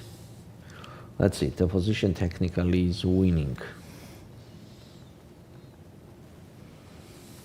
Okay, let's go to what Dinara. else. Still, we don't have the position which is on the board in the playing venue. We are missing knight c5 and bishop f5. Yeah, but also we miss white's rook on d1. That's the problem. The live transmission was like when there are some traits, yes, sometimes it can Definitely. happen that I think they will solve this in Yeah, hopefully in next like few minutes. I already asked them, so Yeah. so we're gonna have the fresh position soon. Then what else to take a look? Lela Javakhishvili played g5. Wow, that's cool. That's cool. We are talking about this move, and definitely g5 is a best option. Bella Khotenashvili is pressing the opponent, as we see. She is doing it quite well, and she already got the advantage. Okay, Sandra, if you don't mind, we can do another break now. I don't think that on the next time we will be in time troubles, but the time troubles are coming, and I hope that it's going to be a very interesting games ahead. So stay with us. We'll be back soon. See you soon.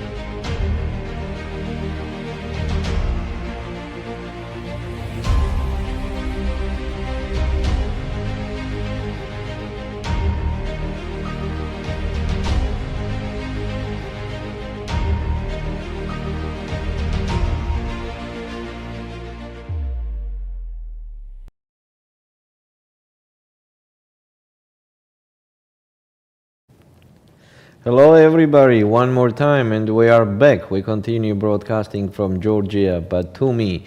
Today we have round number 7 of the European Women Individual Chess Championship.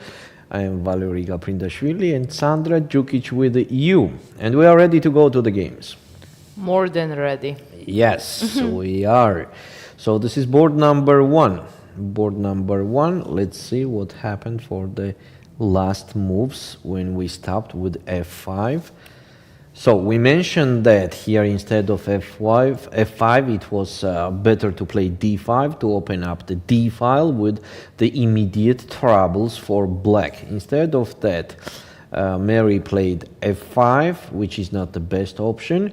Anastasia responded with b5, bishop f4, another not the best move, and here Anastasia could simply play knight f6 and on e4 just continue her game with b4, knight ce2 probably, Or maybe first take on b4, because otherwise a3 pawn is hanging. So take on b4, take. And if now knight c2, the problem is that knight takes e4 is hanging, and in case of knight takes e4, there will be b3 first, and on queen b1, bishop takes f5. And knight g3. Knight g3, just bishop Just g6. to move the bishop. And then queen d5. Excellent position for black. Also Just d4, if white moves the rook to e1, then queen d4 is coming. Excellent position, yes. Okay, Anastasia missed her chance here, and she played queen h4, followed by queen f2, knight f6, and here Meri is thinking, as we see, the best option is to play e4, and in case of b4, just ignore that and play knight a4. So the thing is that if white captures on e4, after knight takes e4, the queen is hanging, and white will be just piece up like this. So the pawn on e4 is not hanging, then why not to play e4? Definitely we have two. Why not? But white played queen f3. That's very bad move. Knight f6, queen f3. That's a bad decision. That's a bad decision. So after b4, what to do here? So for example, if we take on b4, take, and knight c2, there is just rook a2. Very complicated position. Yeah? Queen takes c6. Rook b2, no? Seems like the only move to fight for advantage is c3. But c3, okay. c4 is also under attack. I paid attention on rook on e8. I saw it's protected, and b takes c3, bishop ace. Okay, that's crazy thing. That here we will not go too deep. Let's see first of all if Anastasia will play b4. Yeah, that's move number 24, 23, 24 for white. They have 30 minutes, almost 30 minutes, both of them. So it will not be a huge, pardon me, the huge time trouble for the players here. Here we have Sabrina Vega, and she played queen e5. Okay, just a sec, let's go back. So after castle, it was queen g5. Queen e4, definitely, f5. We are suggesting here queen b4 check and bishop e2. Instead of that, Vega played queen e5. Rook g8, g3.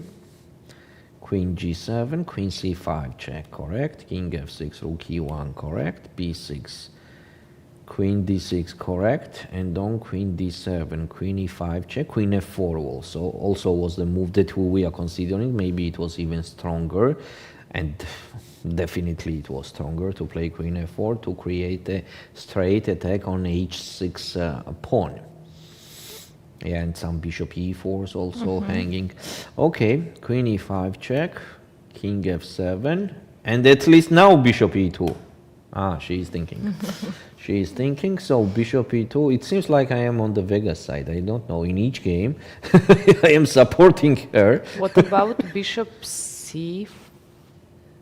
Bishop c4? Yes, I thought maybe to prevent bishop b7 or something like Makes that. sense. Queen Makes f5 sense. is Bishop threat. e2 is just a straight threat, you know. Bishop h5 is It is. just ending up the game, yeah. So for example, if black will play something like bishop b7, bishop h5 And check, queen f5 and king where to go? On king f8 there is checkmate. and on king e7 there is King queen e7, f5, yes, or just something queen f5, better. yes, why not? Maybe rook ad1 somewhere always. Yeah. Rook ad1, we can do intermediate move. So bishop e2 is too powerful here for Vega. Let's see if she will do that. But bishop c4 is also... I'm also threatening queen f5. Yeah, and you are right. You are right. What is the best after bishop c4? I'm just curious. I agree with you that bishop e2 is We are just giving most... the pawn for black. And just play. Okay, king g6 maybe. I don't know, but what the heck? Rook bt7. What is this? What's the name of that? I don't know. But you know why do I like bishop e2? Because I was saying it long ago. Yeah. So when I saw that it works again, I want her to play bishop e2. She has plenty of the time. She has 43 minutes for 8 more moves. So I think Vega here could use as much time as she wish. Next board, Alina Bivol against Anna Ushenina. Alina is doing one of the worst games she ever played, I think so. One of the worst games. Yeah, just take a look. Just take a look at this, starting from here. Just look from the side. Queen d2, just giving the pawn. Then f4, okay, trying to get some initiative. Knight d5, okay. And suddenly queen f2, then king f1, then king g1. I mean, just do the castle though. You're going with the king on g1, yeah. That's just the pressure of the tournament. Then rook f1. So why does she need rook on h1? Yeah, she can have that king and g1 and rook f1 in one move instead of 4 moves. So take on d5, f5, then rook h4. So where are we going? I mean, the position is just losing. It is. I guess it's too much of respect to her opponent, Anna Ushenina. She deserves it as a world champion, but yeah, Alina just played a very strange game. Very strange game. Okay, next we have Anastasia Rakhmangulova against Nurgyul Salimova. Salimova, which got the advantage from the opening. She holds it, she continues, and I think she will convert it to the victory. Now rook c4 is hanging, rook c2 is hanging, and white has no counterplay. Ever, no counterplay. That's the most sad thing for Anastasia Rakhmangulova. Maybe it's still possible to fight back and hold the position to fight for draw, but it will be a very difficult mission, very difficult. Next, board number 5. What's going on here? White is 2 pawns up. Actually, we were talking about that. But, black to move, then rook d3. Queen h5 check, just king g8. I don't think black is risking anything here. It's just impossible. Black is not risking. How would the bishop on g5, black would risk anything? It's enormous. I think the only side who has a chance to win, this is black, not white, definitely. With such a bad bishop on g5, it's impossible to play for victory. Next, Kulenai against Elin Roberts. Kulenai is having the advantage. Yes. So what happened here after knight g3? We were saying that queen c4 was an option, but she played bishop g4, which is also the option. Rook e1, queen c4, correct. Queen e3, bishop e7, not the best move. h3, bishop e6, all good still. Queen f3, g6. What an unnecessary move. Just castle. Just castle. I don't think that knight f5 is any problem in these kind of positions. I mean, just capture that, and on queen f5 just play queen e6. And this is not that clear for white that they have anything, because black has the game on c file connected to b5. Also d5 square is not controlled well by white, so black's position is here more promising. So g6 was unnecessary move. After g6, a5, king f8, knight f1, king g7, knight e3, queen c6, and knight d5. Yes, why not? Bishop d5, e takes d5, queen d7, and just the obvious b3 or immediate c4. I think we can start with the b3. White's position is more promising here. The only trouble that Kulenai has here is that she has only 14 minutes and 17 moves to do. That's too much. That's too much. In the end game, it's minus plus, okay, but here, when the game just started, it's too much. Let's see. maybe Yeah. not too much for her. Laura We'll see. Unuk against Lela Javakhishvili. Lela Javakhishvili is just showing us a very nice techniques, as she As could, always. and as she could, yes. And here her position is preferable, yes, definitely more promising. Also, look at the time. Lela has 35 minutes, and Laura has only 9 minutes and still 23 moves to do. 23. And not a even clear plan. not a clear plan at That's all. the The position problem. by itself is very tough. Very tough. I mean, I don't wish to play this with white against Lela ever. with this time on the clock. Mai Narva is having the advantage, but not a big one. Not a big one. Some chances for black to survive. It seems like the best option is rook c1, and on rook takes a6, just a5. Yes, black is fighting to survive. Next we have Bella Khotenashvili, which is, look how she is attacking everywhere, on the king side, on the queen side, in the center. She is trying to dominate on the whole board.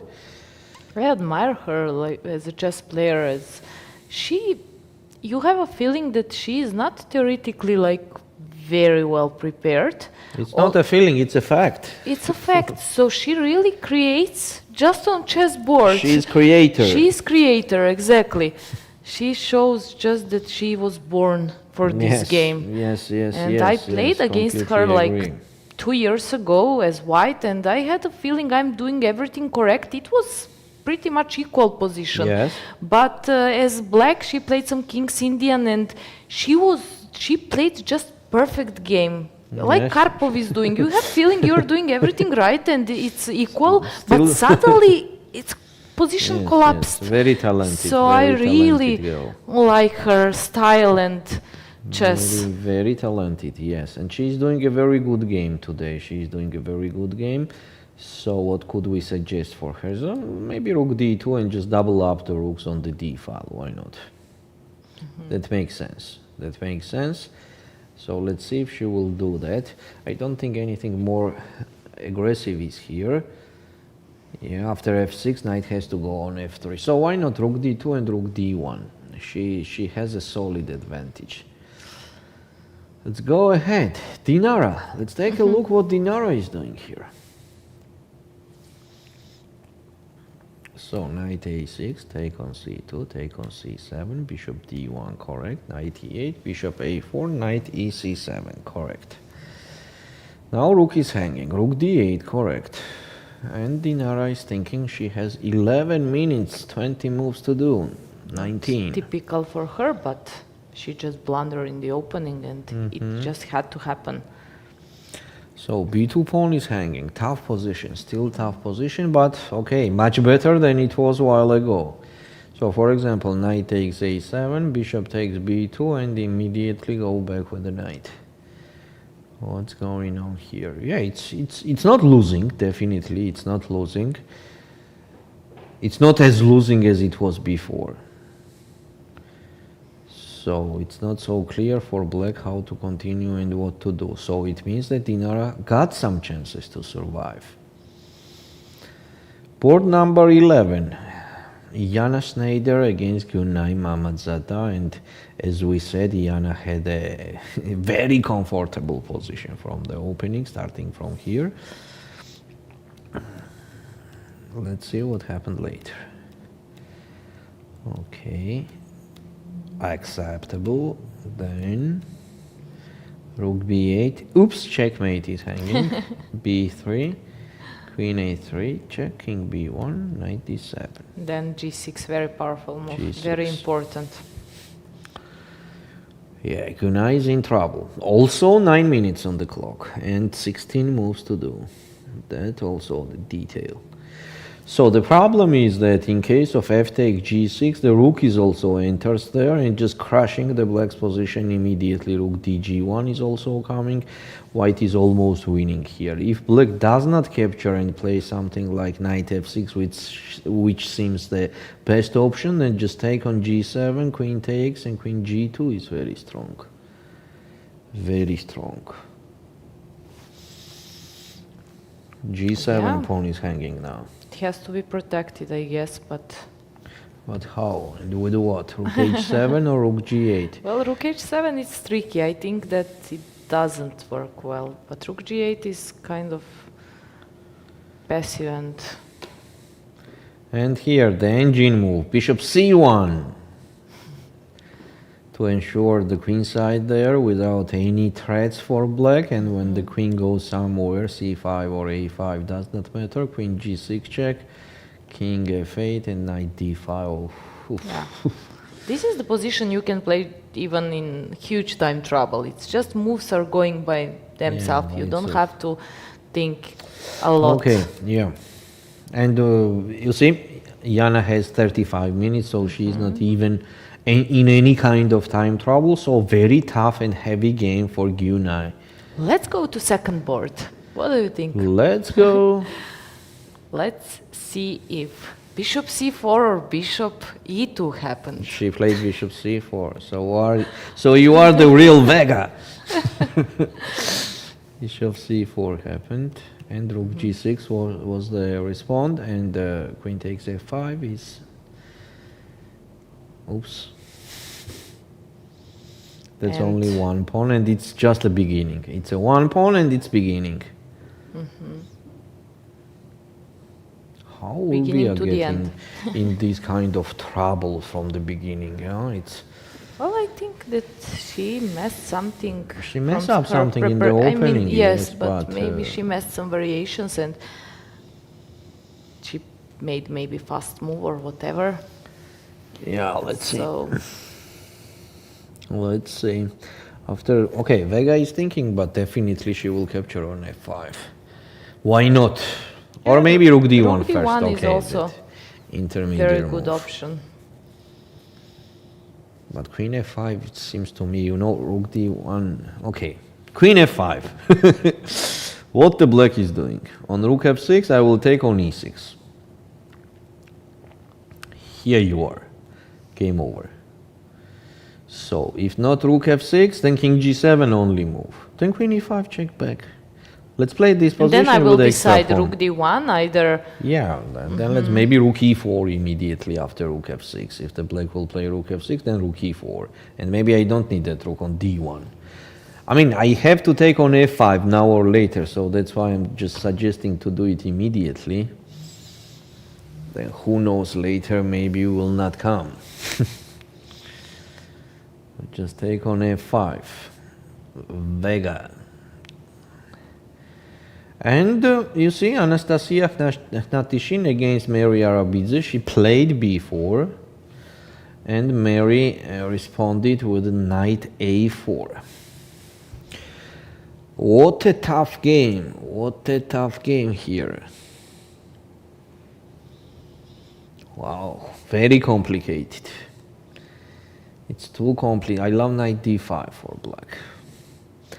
I don't know why, but I love it. It's enough. I just want to eat this bishop. And it prevents e4, of course, because Yeah. bishop on f4 would be for free. It activates the knight And if white captures still, then bishop a6. And there is no rook takes c6 because of knight f4. He takes f4 and bishop b5 just came over. So white could not capture on c6, and that's why I will just easily take on a3 and then take it again, and him just I mean with the better position with black. Yeah, but still complicated, too complicated. Also the time trouble is coming. It smells like a time trouble. So let's see. It is black to move, as I understood. Yes, Anastasia is thinking. She is thinking in this position. And she's going to play the move. Let's see what will be that move.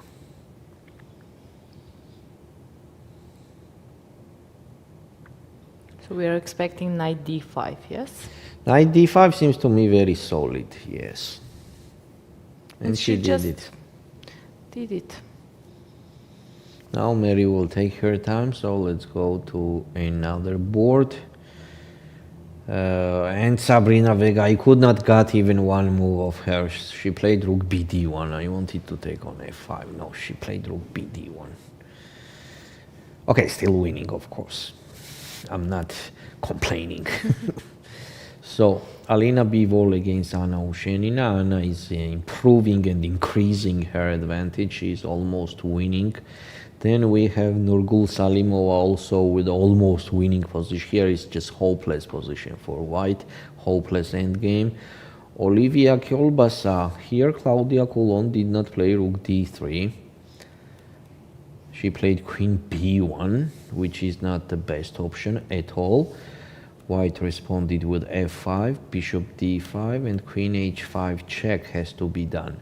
On queen h5 check, king g8, and then queen e2. But seems like dangerous for white. Huh? Why was it important to give a check before? Why not to play queen e2 immediately? Exactly, and to leave this option for maybe later. Please.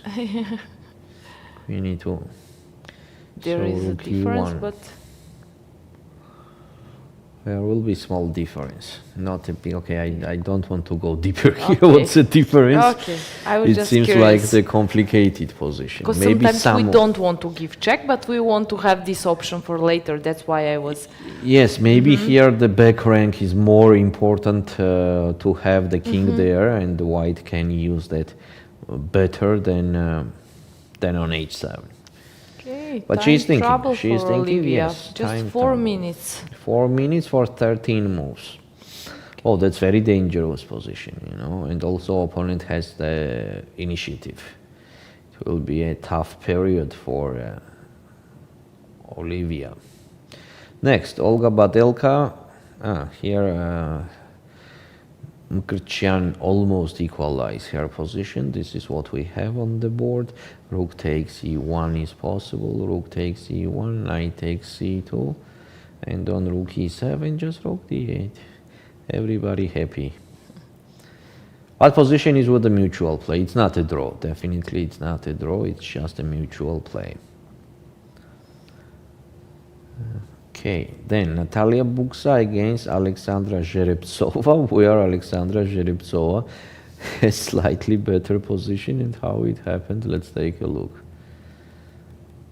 So, here, I was talking too much. In this moment, I was saying f5. Now let's see what happened when she did not do f5. Bishop f, b4, attack the knight. Knight goes back, which is unclear. Okay, knight f6. And that's it. No temporary advantage anymore. It's gone. So black is okay. Then it started. G5. Oof. Knight d5. Yes. What a move. Of course, knight d5. Big advantage for black. Okay, knight d7. Bishop g2. A very strange game, yeah. Take c4, take c4, f6. Definitely black is more promising, definitely, because I don't think there is any attack on the king side, and on the queen side, look at the pawn structure. It's just scary.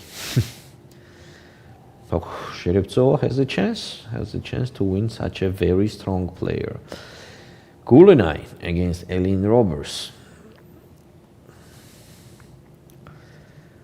Kulenai is in a better chances, knight f1. But still, mutual play.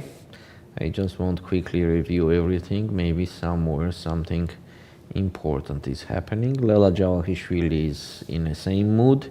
Queen b5 may be not the best option, but I don't think that it is too big problem. Mai Narva here pressing and having some chances to win, but still I think that black has good chances to survive. Next we have Bella, which also continues pressing. She did not play rook d2. She played b4, f6, and knight f3. So what's going on if black plays a5? Let's take a look. Knight takes b6 or c takes. Okay, c takes b6. But here is a takes b4. Yes, that's why I was a little bit confused with what to take. So let's take with the knight. So knight takes, pawn takes, bishop takes. It's for Oops. What am I doing? Bishop d6 and just king b2. We also had rest day. Yeah. King b2. This is a big advantage for white. Okay, a5 is not possible. Then b5 and then a5. b5, knight c3 and a5. That seems to me much better. a3. But still, black is a little bit stuck. But after knight f8, it is quite promising for surviving. Let's see. Let's see, they are not in time trouble yet. Dinara Wagner. Oh, Dinara Wagner. What is going on here? Black to move. And Knight will is be in trouble. And also second rank. King on f8 works perfect. Guarding e7 square. Knight has to go to c7. Really? Go to be brave. Okay. Let's be brave. As rook d7 doesn't work because of the checkmate. Yes. Let's be brave. Let's be brave from here. But bishop c3. Yeah, very tough position. It's technically it's winning for black, but it was much more winning before. So let's see if Ulviyya will convert it to the victory. Jana Schneider is absolutely. Oh, look at this! Oh my gosh, absolutely winning. Yeah, so untypical for Gunay to have this position from the opening, basically. Sure. Okay, here Govhar Beudalieva equalized the position, and Lilith Mikrichian having some advantage here. A little bit, but of course it smells like a draw. Let's go to the first board and what happened here. Here happened what we were talking about. Rook takes c4, bishop a6 and rook c2. So basically black is pawn down. For now, but, yes. But can take any time on a3. Exactly. For example, also now. On f4, maybe now it's the time. Take and take on a3. Pair of bishops, a pawn. I don't think black is risking anything here. Wow, okay, I don't want to say, I just, okay, for just now, if she and, three dots three dots. Okay, she is doing a great result, and in this game also she looks like without any problems with black. Second board, queen c6, queen takes f5 and king g7. And queen e5, rook f6. Yeah. And now Vega is thinking, rook e4 looks very logical. Maybe she's thinking rook e4, either rook d4, ideas, then. bishop b7, maybe she considers as... Oops. So on rook e4, what she could not like? For example, bishop b7. I don't have. I thought even bishop d5 at some point would work, but... Voila! That's crazy. That will never happen. But it's interesting because on queen takes e4, there is rook d7 check. On king g6, there is just bishop d3 and game over. And on king h8 or king f8, there will be queen takes f6. So only move is king g8 and then another voila and game over. Checkmate. Very nice. Very nice. But Vega will not do that. Vega loves to be solid. Let's see what else. Vega loves to be solid, and I think she will play bishop d3 with bishop e4 later. And why not? Let's say, why not? Well, she has a time which she will use. Then Anna Ushenina still winning. Nurgyul Salimova also a huge advantage. Oh, here what an interesting things happening. So after bishop d5, queen h5, king e6, king g3, Aggressive. queen d3 check. But you know, I realized that sometimes I was doing same thing when I had just 1 minute on the clock, which is, I would say, not so smart thing to do. Like queen e2 was the move which you should play when you play on To be 1 safe, minute. yeah? Exactly. And then if your opponents think, just to spend that time to see if e6 will work. But sometimes it's just that moment when you can use it maybe, so you go for it. Rook It's f3. brave decision to play e6. Yeah, I like the move. But you know what? It is kind of concrete and giving white the draw. So why did she play e6? She wants this perpetual check to have. You know, after taking on e6 or without taking it, it is just a perpetual. So she kind of guarantees draw here with white. And seems like she's okay on draw. Yeah, after e6, this is a thing. I mean, white is okay for draw. And maybe that's correct decision, you know, exactly for that detail that you said, for that reason that she's in the time trouble, she finds out that perpetual check idea and she played. So rook f3, definitely rook f3. King f4 does not make any big sense because queen e4 anytime is possible, and on the same time why to move the king there? So she played the move and it has to be rook f3. Yes, she played rook f3. It means that they agreed on draw. But she looked a bit disappointed. Whom? Ulviyya. Ulviyya. Yes. I don't think Like she the has way a how reason. she The made the move. obvious reasons for that. The only reason is that she is 2 pawns up. That maybe she... Probably she thinks that maybe she take on missed something, so f3. that's why. But actually, black had just good position even without 2 pawns. Now queen takes f7 is doing the draw. Any other moves is very bad for white. And I think we have the first result on the top wars. We didn't mention that the game we went through Stavroula against Gergana Pecheva ended in draw, just the way how you showed on the board. So queen takes f7. This is what we are talking about. On king h7 there is queen g6 check and just a perpetual check.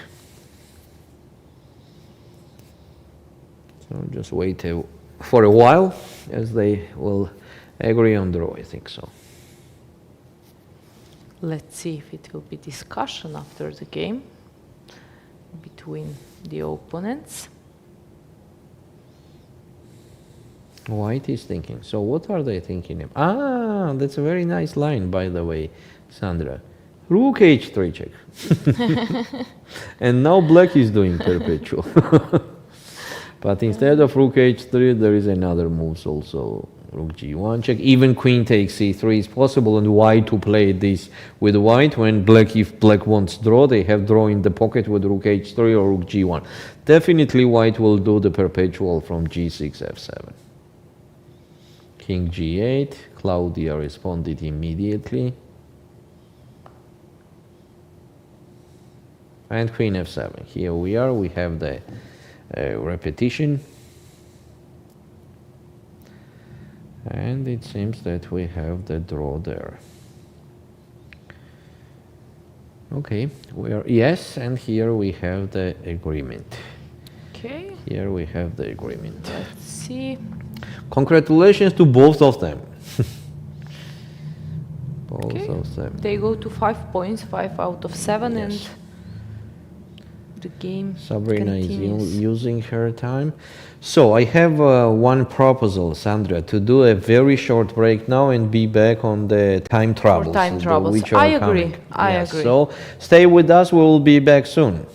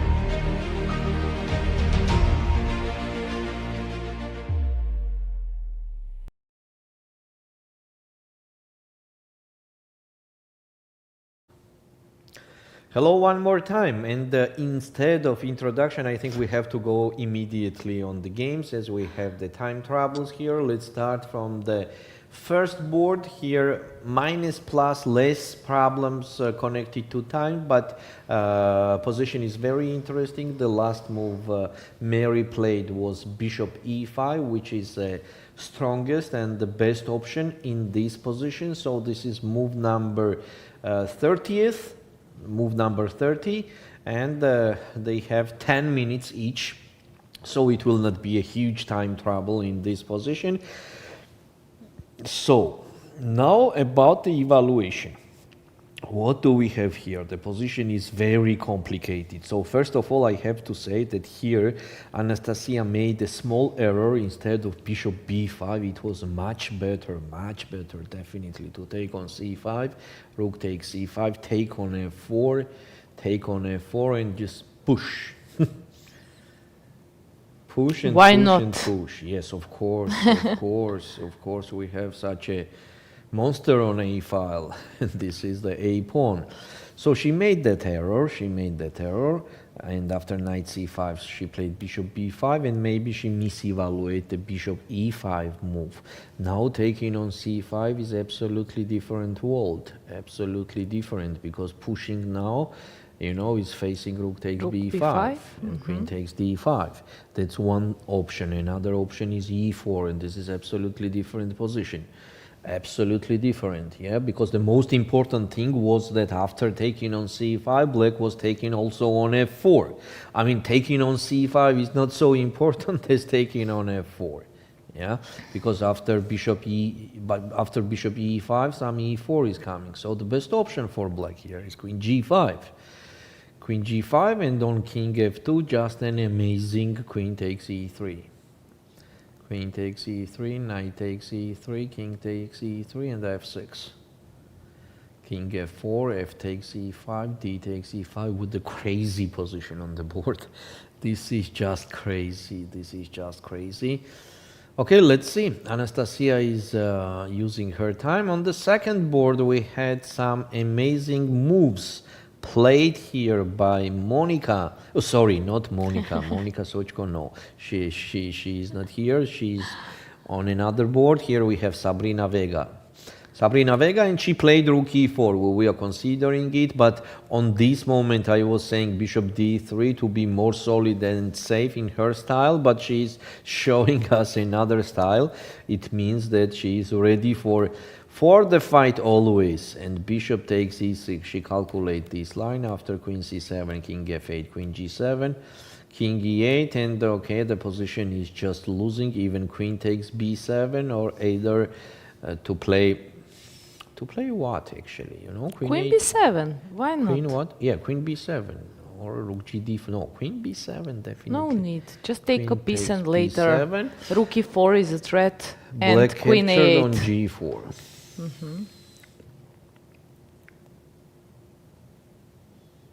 Just take on e8 here. Just take on e8 and just play queen d8. Okay. Let's play with the two extra pawns. On the same time, rook d7 is hanging. So Vega is absolutely winning. Also, they passed the time control. So I think she will take the time. She will not be so fast, but she is. So what happened Queen here? b7. Rook e1 check happened after queen g4. Rook e1 check. She is forcing rook e6, because if not rook e6 and king f8, there will be queen takes a8 check, or even queen e7. She wants to go on this position. Also makes sense. The position is absolutely winning for white, but I think she will play for a while. So let's go to the third board. Anna Ushenina is just in the technically winning position. Anastasia Rakhmangulova improved her position. Actually, Nurgyul made the mistake here. Exactly in the time trouble. Instead of c3, here much better was to play rook e2. To don't allow white to capture on a6. So after rook e2, bishop, for example, goes somewhere. Bishop takes b4, rook takes a6, bishop c5 check.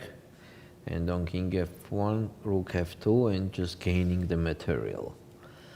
Yes, that was important detail, by the way. Instead of that, she played c3. She still holds advantage, but after king f1, it will not be so easy. As after bishop takes b4, rook takes a6, rook b2. There is just bishop f4. And I'm trying to put my rook on c file. Yes, so on c2, for example, there will be rook a7 check, and then rook c7. Here is some hopes appears for Anastasia Rakhmangulova in the time trouble. But on ninth board, I have suggestion, so we can jump there and. Lela made things something has very changed. wrong. Where the exchange gone? It's not exchange. Oh no, there is not exchange. So what is that? But it's just position. I prefer exchange over the position. So on rook b1, she made a small error. She played queen b5, but it's still okay. a4 and queen b6. Ouch. So she miscalculated that she could not capture on d3 because of queen d1. And queen is trapped. Knight e1 is hanging, and on bishop g4 there is just h3, bishop takes f3, rook takes f3, queen takes e4 is forced, and after b4, white has a huge initiative, so she missed that. After queen b6, it was b4, another strong move. Laura is on fire. On 30 seconds and on A5, fire. Another strong move. Queen c5, another bad move for black. Queen b2, bishop g4. Take on d4, and seems like black has a huge advantage. White has a huge advantage if they capture with the bishop, and on king a8, just rook fc1, it seems like even game over. Instead of that, Laura made small error. She took with the pawn on f4. She took with the pawn. Which also works for white, but. Queen takes a5, knight c2, and here is black to move. They have 13 more moves to do, but as we see, Laura is doing the best moves on the last second. So what to suggest here for black?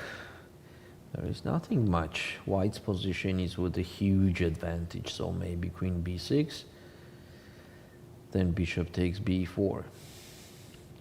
Bishop takes b4, knight takes b4. Now knight c6 is hanging, I think, so maybe not.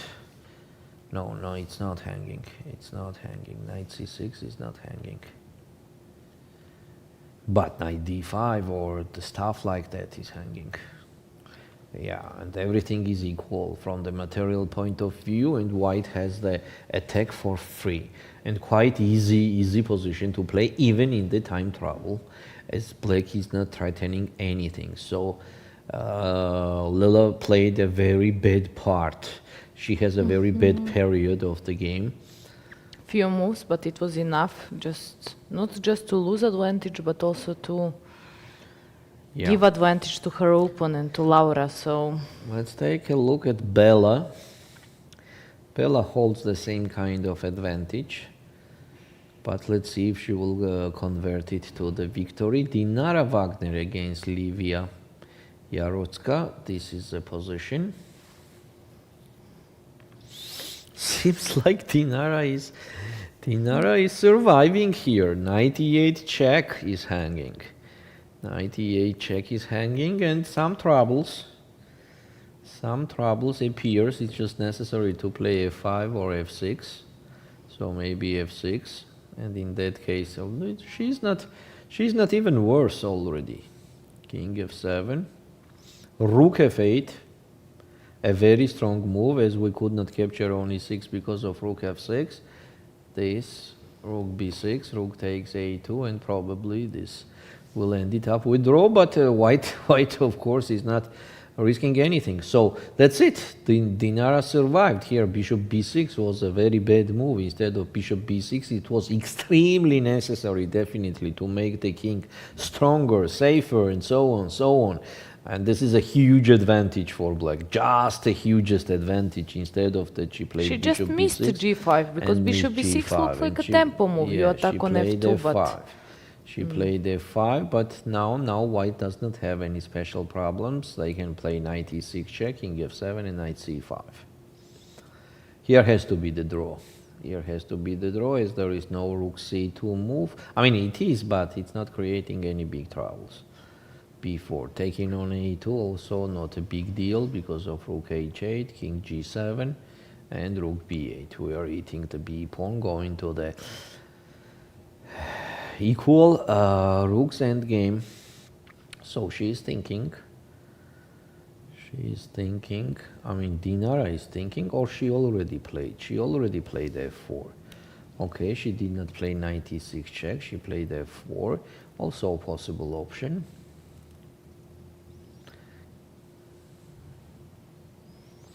Here black also has a lot of options, but no one of them is giving any chance to win the game. So for example, on bishop e3, it could be just h4, as black could not capture on f4 because of knight e6 check, fork actually. And white is absolutely okay here. Rook takes a2 does not make any big sense, because after knight d5, black could be even in trouble, because of the weakness of the king. So still, king f6 was extremely necessary. Okay, let's go to other board. Vega just finished her game and she won the game. Ulviyya resigned in queen endgame, where really there is no hope. Yeah, 3 extra Sometimes you can just continue and to hope for the best, but not in this case. Yes, 3 pawns was too much. Here, Meri Arabidze against Natishin Anastasia and queen g5. Queen g5 is a good move, and what we were saying after king f2 was taking on e3 with the crazy position later. Also f6 in an option. On f6, bishop f4 is a best move. And now black has to play queen h4 back, as now taking on f4 is just losing the game because of this. And that's it. The bishop is hanging here. So on queen g5, Meri is thinking. Yes, this is a position where Meri is thinking. And she's going to play the move, but stopped. So they are on the move number, they ended up 13 moves. Meri has almost 7 minutes and Anastasia Akhnatishin has almost 2 minutes. One more time, we're suggesting to play King F2 here for white. There is Rook E1 also an option, but here black has amazing Rook takes E5, D takes E5, and Bishop B4. That's an amazing idea. Rook E1 That's nice sacrifice. And then take on E3. That definitely makes sense. Take. And I love black's position. I love here. A Rook pawn. F2 and A4 here. Here we have the monster. As we already mentioned multiple times. So that's why King F2. King F2. 6 minutes for Meri and Miriam. Okay. So let's take a quick look at Anna Ushenina, who is absolutely winning. Nurgyul Salimova made her game very complicated, but something wrong also happened from white side in this position. Instead of playing just h4, white played rook a7 check, incorrect thing.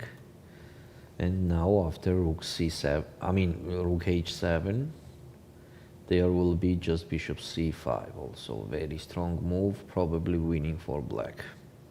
Valerie, I think it's time to take a very short break, as we will have a guest. Yes, we have a guest. So let's just prepare and do an interview with our next guest. Yes, we'll be back with a guest. See you soon. See you soon.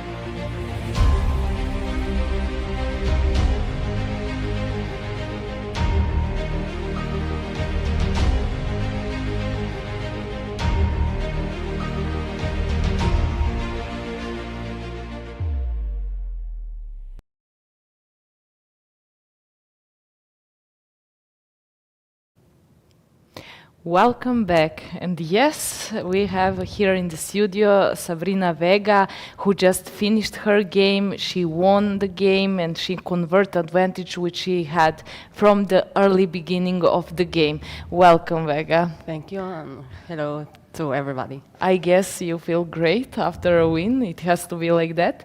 Okay, let's go through your game and to analyze. It was an interesting game, so we can go first and analyze for sure, it. I'm so happy. I'm glad to be here fighting for the first round, for the first places. So I'm a little confused about the game because she decided play Sicilian. Okay. She You usually didn't expect? No, I expected. She usually play some lines, but this is one of the main lines. But after I decided to play Queen D3. It's my first time for this move, but So okay. it was successful. Yeah, successful. But D5 is the strongest move. She played the critical line, Knight B4, Queen. After Bishop C5, E3 is the only move because C2 is hanging sometimes. Take, take, take. Okay, this. All almost forced moves. Force. Okay, here she can try Knight E4, but after Queen F3 is nothing happens. The threat of Knight C7 are interesting. So this is the main move. Castle, Knight C3, Queen D6 is, I think, is forced. Try to change queens. And once she played the take on G3, but this kind of position, I can move, yes? Yes, of course. After take, the engines. It's more pleasant for white. At least you have clearly this H pleasant file and because some H5 pressure. and after G4 later. Yeah, G4, later. G5, and I was confident in this to play this kind of position against my strong opponent, of course. But she played Queen B6. Is the Trying to skip the trade, but first H6. and this one. This is the critical line, and nothing happened after Knight. Maybe the other lines is this one. No, sorry. After take, this one is possible also. It's King crazy. E2. That is a crazy line. King, and now Knight is forced. And after this one, what's the line? This one. Okay, there is take. No, take, no. That is an interesting line after. Yeah, E5, E4, that is a line, interesting line. But okay, she played. This is one of sharpest game of you on this tournament. I would say maybe you were today in a great mood to do this kind of sharp game and your calculation was perfect. It was actually good choice probably of the opening. Sometimes everything works great. Yeah, maybe I'm playing with confidence. I try to play easy move and try to put the time control, but under control. And okay, this. Queen And E5? just moves the bishop. I should take, and after take F5, and I should It's just a repetition, yes? check her. Yeah, no more. Did you But think that at the end you will enter to this Yeah, position? it was She's very confused because experienced yeah. and good chess player. And she knows clearly the line because she moves this part Very of the game fast. very fast, and maybe she forgot. I'm not sure. She forgot. Maybe she forgot, or she just said, okay, let's try to find something to play on Wien. I don't know, as black, with black, and playing also against you, I guess draw should be, of course, fine, but we don't know and actually it's not what... to try to play because Queen C6 is, I think, is bad move. It it's is, really, it's mistake, it's it's critical mistake, mistake. So Yes. maybe she forgot or she confused the lines and she thought a lot here. Maybe thinking is But bishop this is B5 exactly. is threat. Queen is Yeah. So yeah, Queen. C6. And I was thinking a lot because I'm not sure about Taking what on piece- H5 or C5? Yeah, looks really fine both. Yeah. So okay, finally I take here. take, and king g7 looks also a Yes, strange but move. e5 was very logical expected- continuation. You open the bishop, you control sixth rank, and I expected this one. e4 is maybe somewhere in the air. But we were actually surprised with king g7. Or queen d5. Or queen of d5. course, white is clearly better. It's a pan up and a pair of bishop, But still, it's better than king g7. but after king g7, I think this fourth line and yes, okay, I think rook b1 looks interesting because it holds the bishop on c8. Yeah, I said it's very interesting because all attention was on the king side and suddenly you hold everywhere. So yeah, I try to keep all the board under control and try to put his pieces, her pieces. Not active, or maybe bishop d7 is coming, or take on c5 and b6, and so still you have to play precise because sometimes you have advantage, but if you are going slow, then that advantage will just drop move by move, not immediately. You will not make any certain mistake. So you have to play precise. In their best place. And it's a pan up, and the king is really bad on the center. And the develop is, I have a castle. Yes, the most logical. And of course, you don't want to trade queens. Rook b7 is a threat. Yeah, it's threat. So f5 is. I think because of rook b7, because then king can go to f6, and what to do?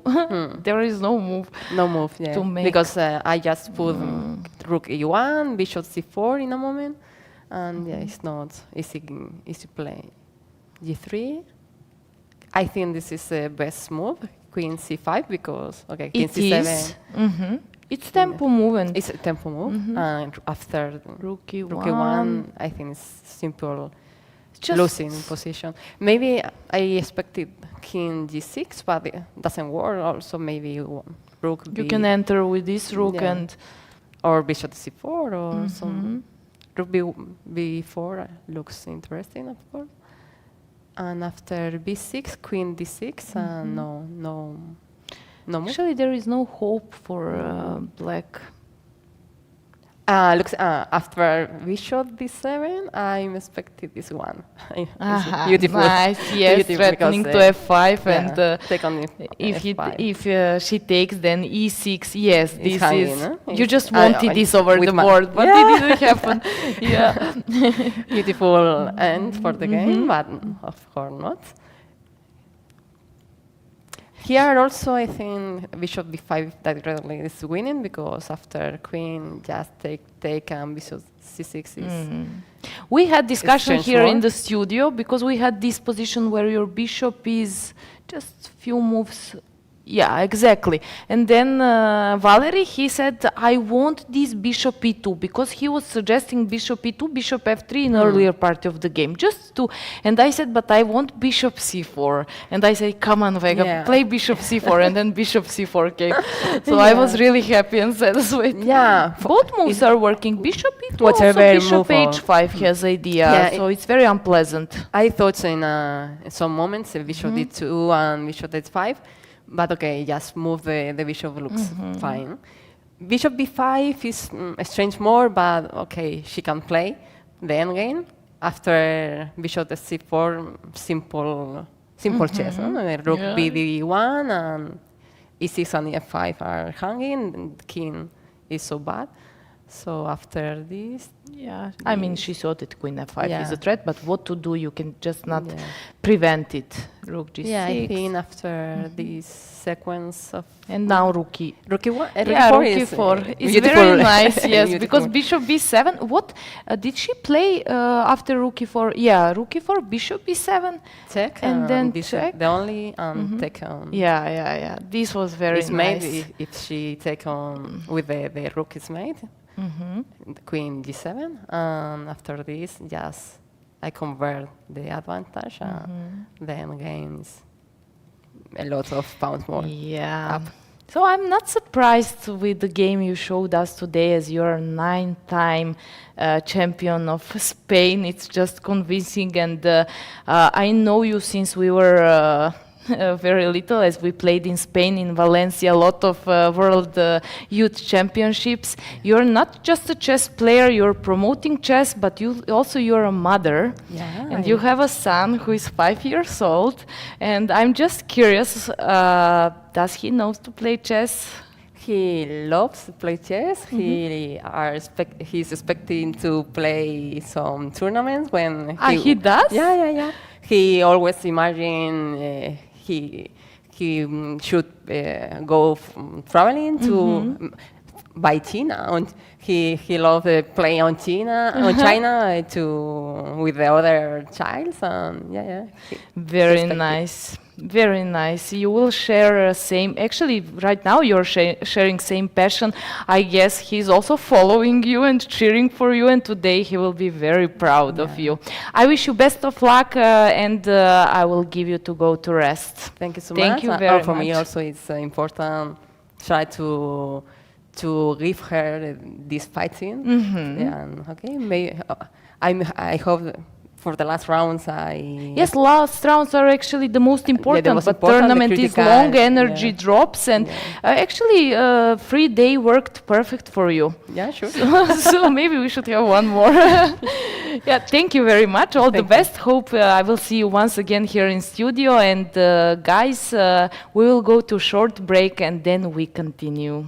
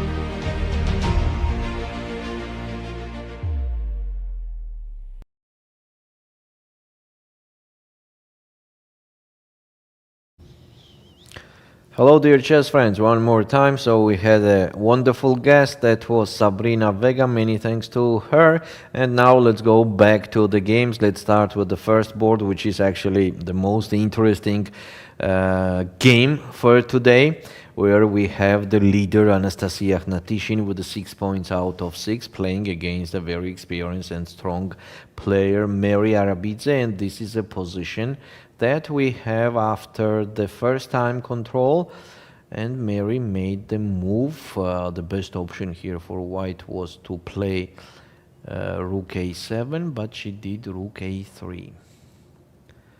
And after bishop e2, what's going on here? Rook takes e3, bishop takes g4. She's just pawn down. That's a blunder. That's a blunder. That's a blunder, which is happening often with the opponents of Anastasia. That's a huge blunder. Yes. Rook a3 and just in one move. Wait a sec. I have to refresh. It's rook a3 for sure, right? It is. Yes. It is.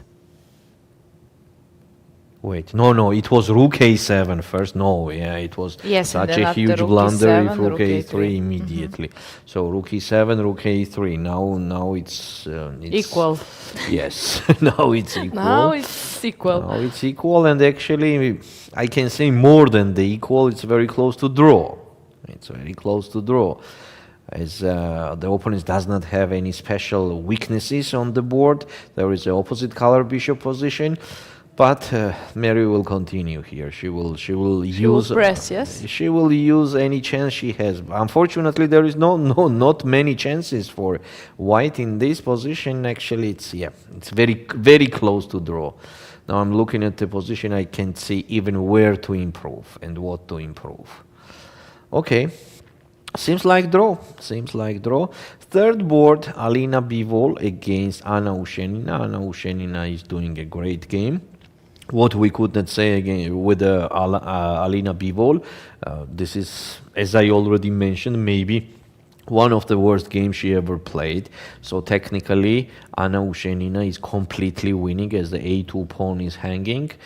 So black to move, by the way, they can play king g5 first. On rook h5 check, just go king g6. And then what to do with white? What to do with white? The next is very simple for black. I mean, they have the multiple options. They can activate the rook from e7, putting it on e3 or a3 and so on. Okay, it's just technically winning position without any troubles for black. Then we have Anastasia Rakhmangulova, who is managed to reach the draw. Yeah, Nurgyul Salimova had a very big advantage. We are talking about that, but Anastasia Rakhmangulova fight back. She played very well, and now it is just a simple draw, as she could continue doing the checks. And there is no option for black to survive actually from checks, or then black king has to leave the pawn and go far away, like for example in this case rook d6 checking c5, and then you cannot improve without a king. Yeah, you can activate. Just stay or somewhere on the 6th rank to attack the g6 pawn. It's a dead draw. It's a dead draw. I think they will agree soon. We know that Ulviyya Fataliyeva drew against Claudia Coulon. Olga Badelka beat Mariam Mkhchan. Natalia Buksa lost against Zhereptsova. Let's take a look how it happened in the end. It's a very interesting. Such impressive tournament. Somewhere here the position was minus plus okay. Bishop f6, king h1, bishop d4, and bishop c1. Yeah.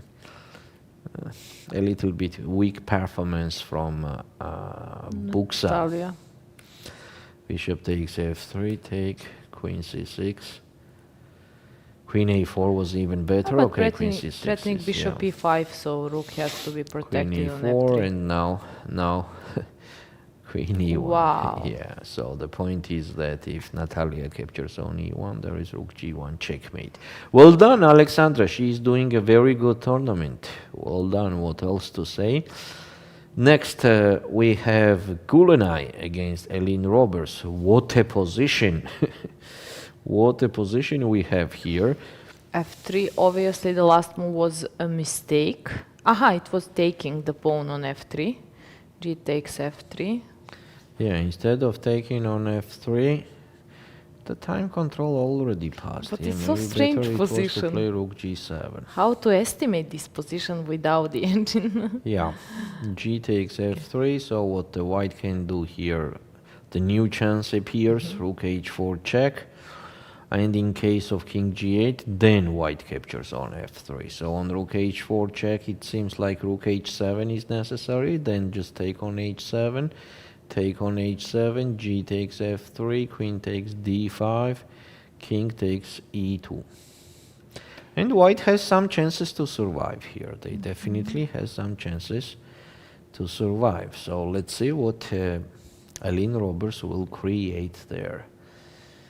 Next we have Mai Narva. Yes, Mai Narva, board number 9. So she's one more pawn up, but black activate the pieces. So it's very interesting. Is it winning or it's not? I think she will win.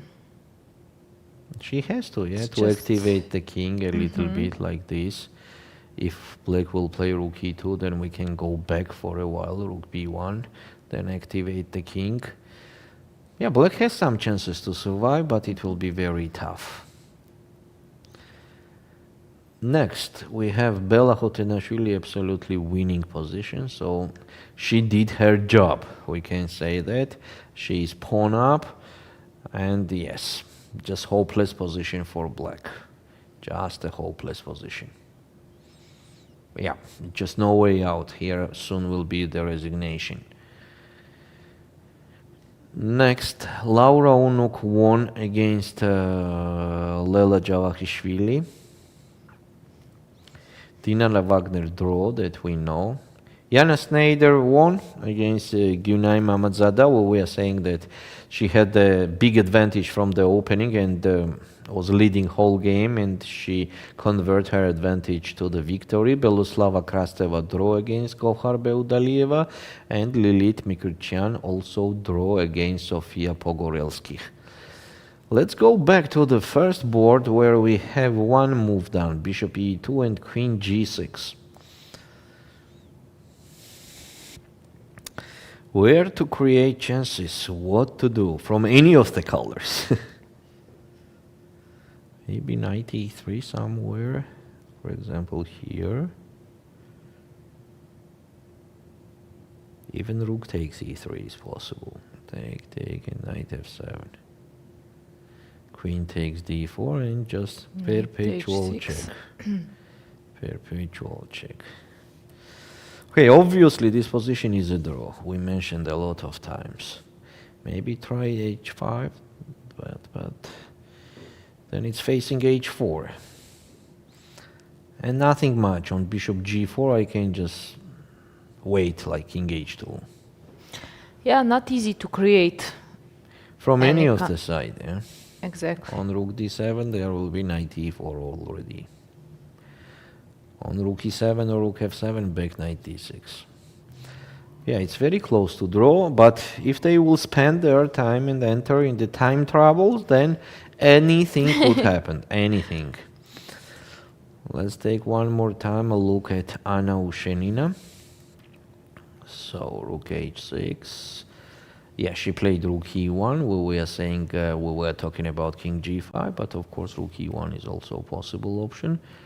Rook H8, and it's black to move. So the point is that on Rook A1, white will play Bishop D5. This is how they are holding that pawn. We want to activate our king, but we can't. We can't pass this line as there is Rook E8. We can't pass this line because there is Rook H8. So maybe it's time to change our direction and attack, but we can't take even here because of Rook H5. Yeah, and whenever rook comes to to b1, then there is rook. Actually, What What No, move? I was thinking about rook b4, rook b1, rook h4, because that threatens a checkmate, and then rook h1, and just to trade rooks and to capture one of pawns. But I So mean, like you have to this. estimate that position, like to try to use some mate threats. Just the checks, but then we can pass this line. Then will be king h3, and the king is running away. But is not that pawn hanging? Oh, oops, rook e8. Sorry. Sorry, everybody. So rook h1, this, and now take. I don't think so. Are you sure? Rook f5 check. Oh my gosh, untouchable pawns. The pawns are untouchable. Okay, then not rook b4. Then what? How to improve? I don't like that rook e1 move. Anna, I don't like rook e1. I don't like rook e1. How it was? This, and we are saying king g5 here. And on rook h5, king g6. This I like. On rook h8, just change that line and move to d7 to stop bishop d5 also. Now rook a2 is a threat. And that's it. I'm eating that pawn. So rook e1 was kind of. Rook h8, and she played rook e5. Bishop d1. What about taking on a2 right now? Exactly. I don't see a problem with this move. So Yeah, what? at some Let's play point- this. Let's play this. Just King not to take on f6 now. b5, that's all. Now b5 is hanging. And Yes, this seems cannot like be completely protected, winning. Now and we this are- is winning. We are watching a nonsense almost. Yes, okay, so here. King d4, so checks again, right? Rook d6, for example, king e3. Rook f6. Even rook c6. Okay, let's do that. Rook c6. So what? King takes f3, take on c3. King g4, and just move with the king. Move. That's it. Draw. Yeah, it's just a draw. There is no chance even to do the mistake with the white. And then we have all results until the 8th board, where Kulina is thinking in this position. We're suggesting we consider for black rook h7 here instead of king g8. So now white can capture on f3, and I think they have very good chances to survive. So the queen, in case of queen takes d5, there is very strong rook h1. And what to do? Yeah, here black has to be careful. So if not queen takes d5 and, for example, rook g7, then rook h1 still possible. But I think here I will already capture on e2.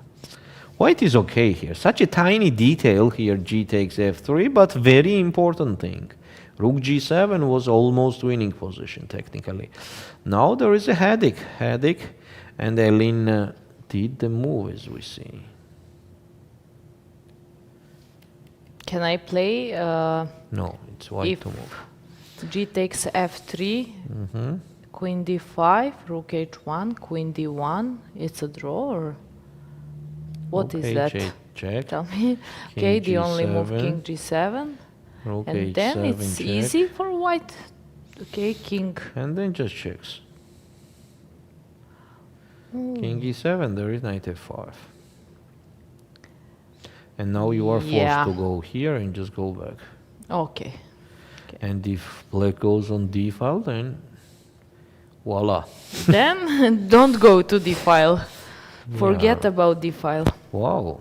Such a chance for white. Such a chance, and she did the move, but I don't know yet what she did. I have to refresh.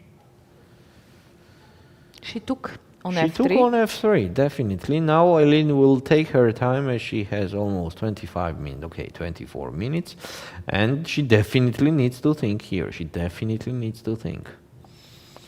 On the same time, Anna Ushenina is... No, she did not do a move. She did not capture on a2 yet, but she will do it. Yeah, here we have a very well-known position already for us. Gulenite did g takes f3, and Elin has more than 23 minutes. She will use that time. Mai Narva is, yes, doing the plan that we suggest to do. King g2. She did king g2. Now it is black to move. What's going on rook a1?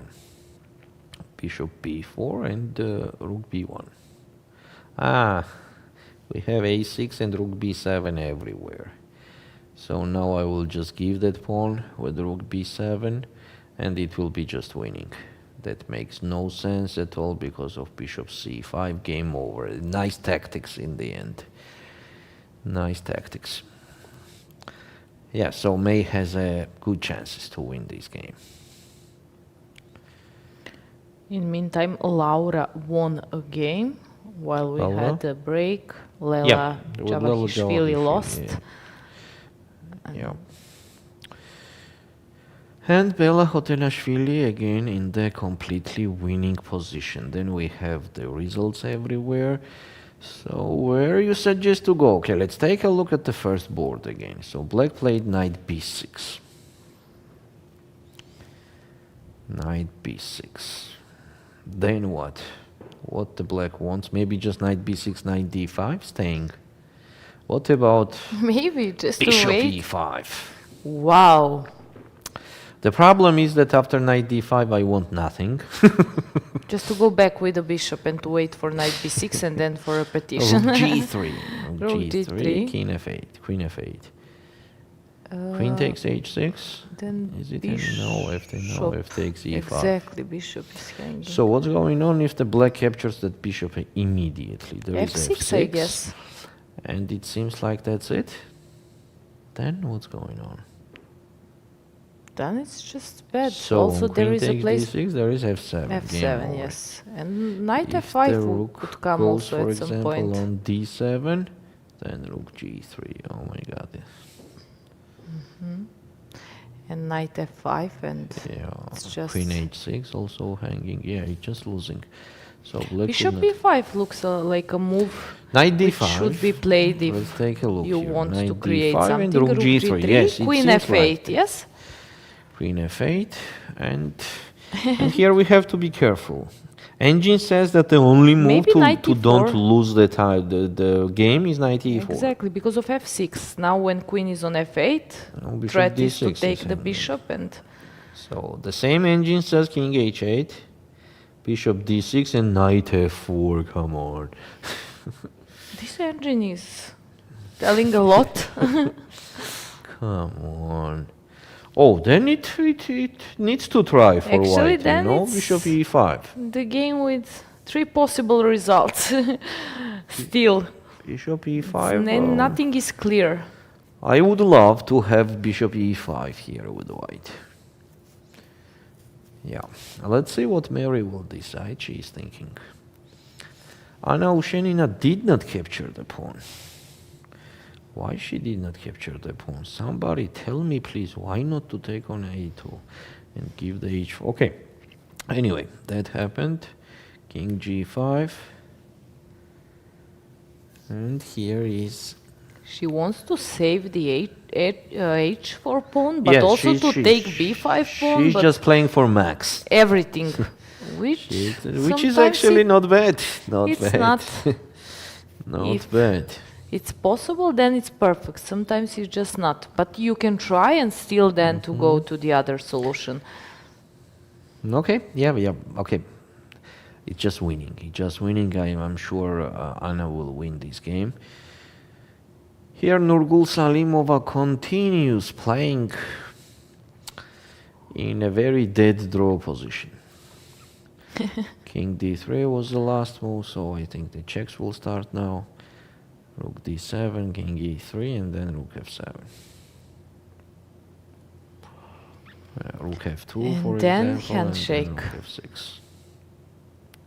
No, she did not do bishop e5. Meri did not do bishop e5. She did rook b3. Definitely it will be knight d5 to respond.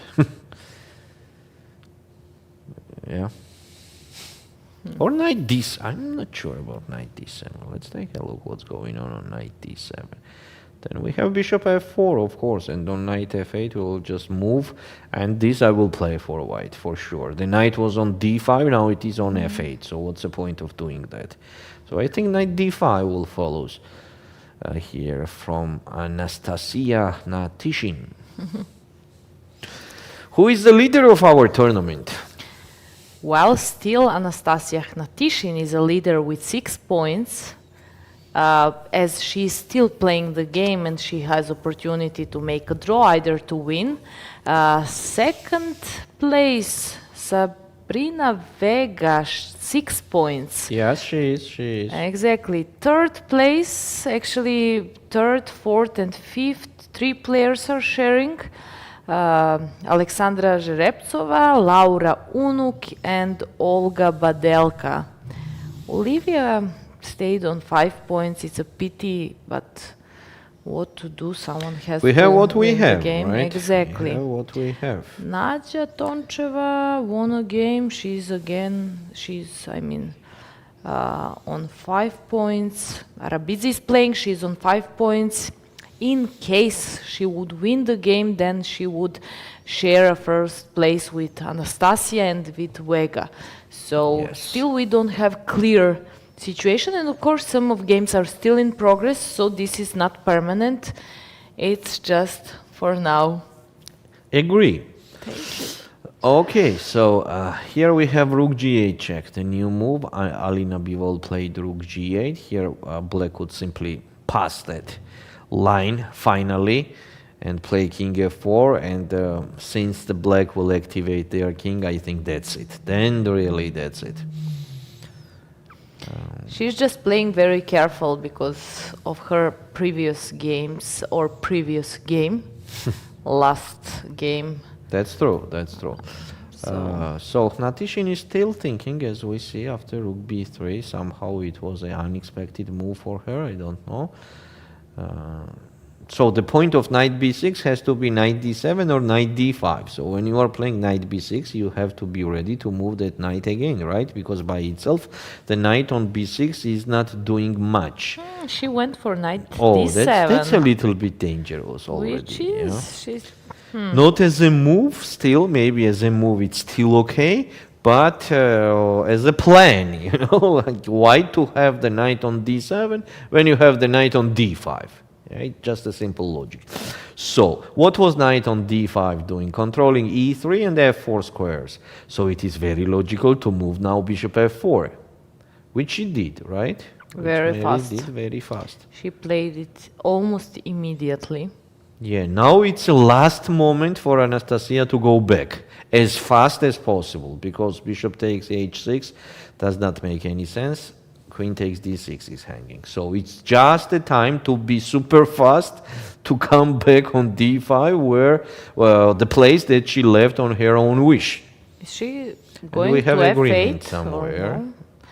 That's Bivol? the game. No, sorry. No. Anastasia Rakhmangulova. Rakhmangulova against Nurgyul Salimova, and we are applauding to surprise. Anastasia that she survived in a very tough game, and the position was much more worse.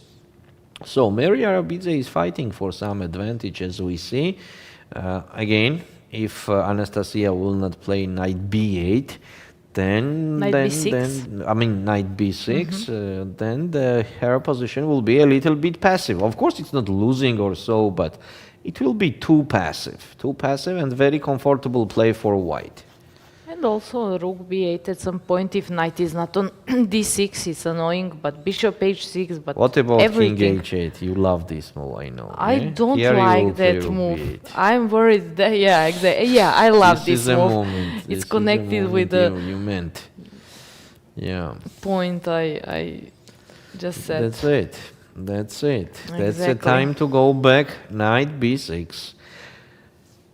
But I'm sure she will not go. I'm sure she will not go. The player who was with the knight on d5 and moved to d7, I don't think that immediately she will go back to d5. And with 6 out of 6. With 6 out of 6, yes, where draw is extremely necessary now for black. she's about Yeah, what to make for? a What move. for knight b6? Yeah, it's a little bit strange, but okay, what to say? It is the highest pressure now on the first board there.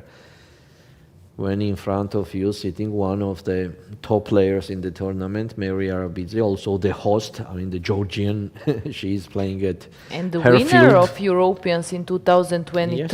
Yes, So she's very experienced chess player, not just with titles, but Yeah, now she felt, I think, she felt that something is wrong. She missed bishop f4 move. Definitely she missed bishop f4.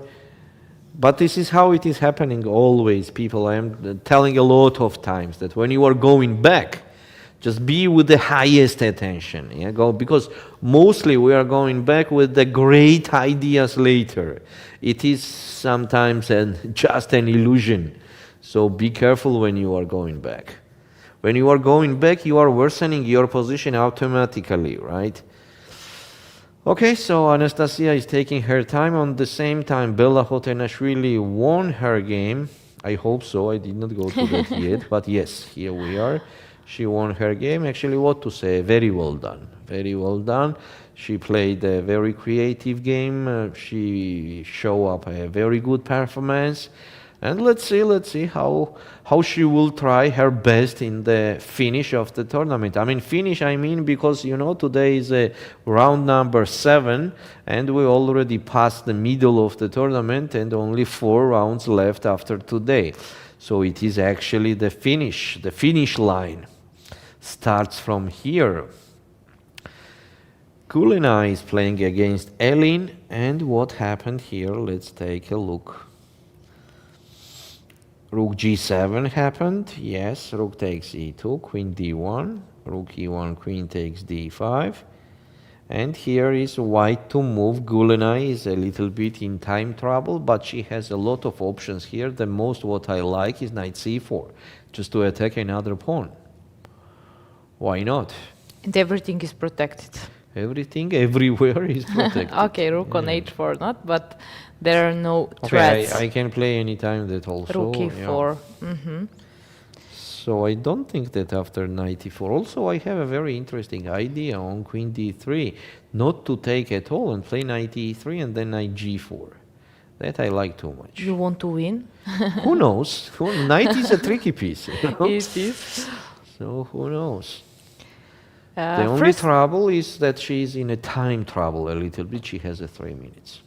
So she went knight f8. Anastasia That's went trouble, knight f8. yes. And gave the advantage on her own wish for free. The advantage is not big, but queen g3 was played or not? Yes, queen g3 and was king played. h7. Yes, it's already played. king h2. King h2, why not? Yes.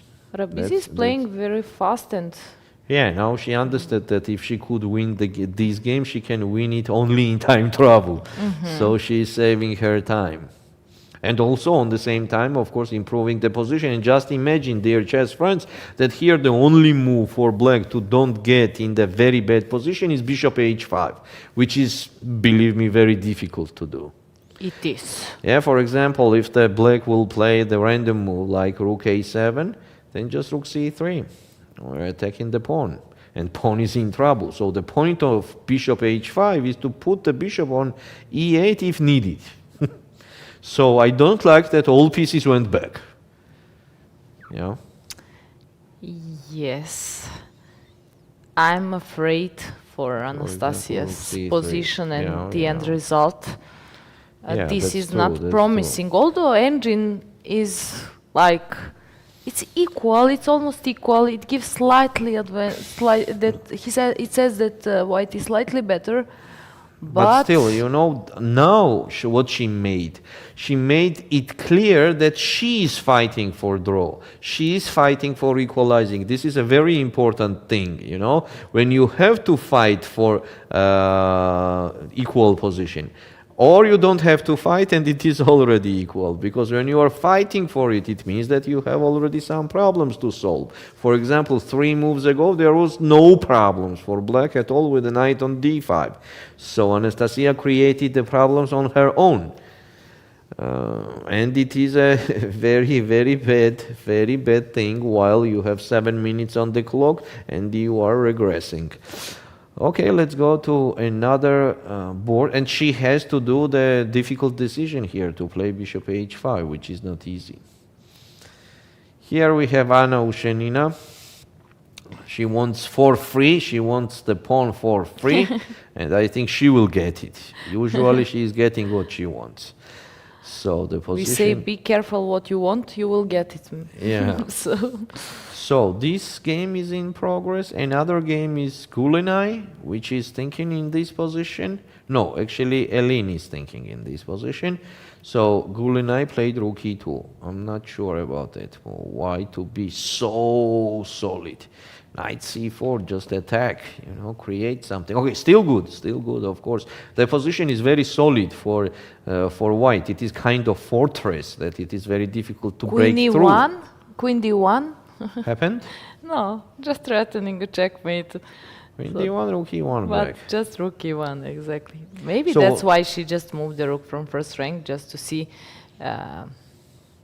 something. if her opponent wants more or... But still, knight c4, kind of more flexible, more mobile, on the same time more aggressive. Playing on bishop h5, Anastasia she played. did. She Wow. realized this is wow. This is something, yes. To do the bishop h5 here, it's not an easy job at all. Bishop h5 is the best move, yes. So in the critical moments, she's always doing her best. That's a very good skill. So what to suggest for white here? Here we have multiple options. First of all, queen c3. What's going on if we attack that pawn? On bishop e8, the immediate bishop e8, I have knight takes e8, queen takes Rook e8, b8. and rook b8, almost winning the game. So on queen c3, black still has to play something like queen a8, and rook b6, for example. Then what? Am not I winning the pawn? Knight d7, and for example, if I capture this, or it's not possible. Rook e2 is giving some extra counterplay. d5 and queen a2. Oh, that's very good for black.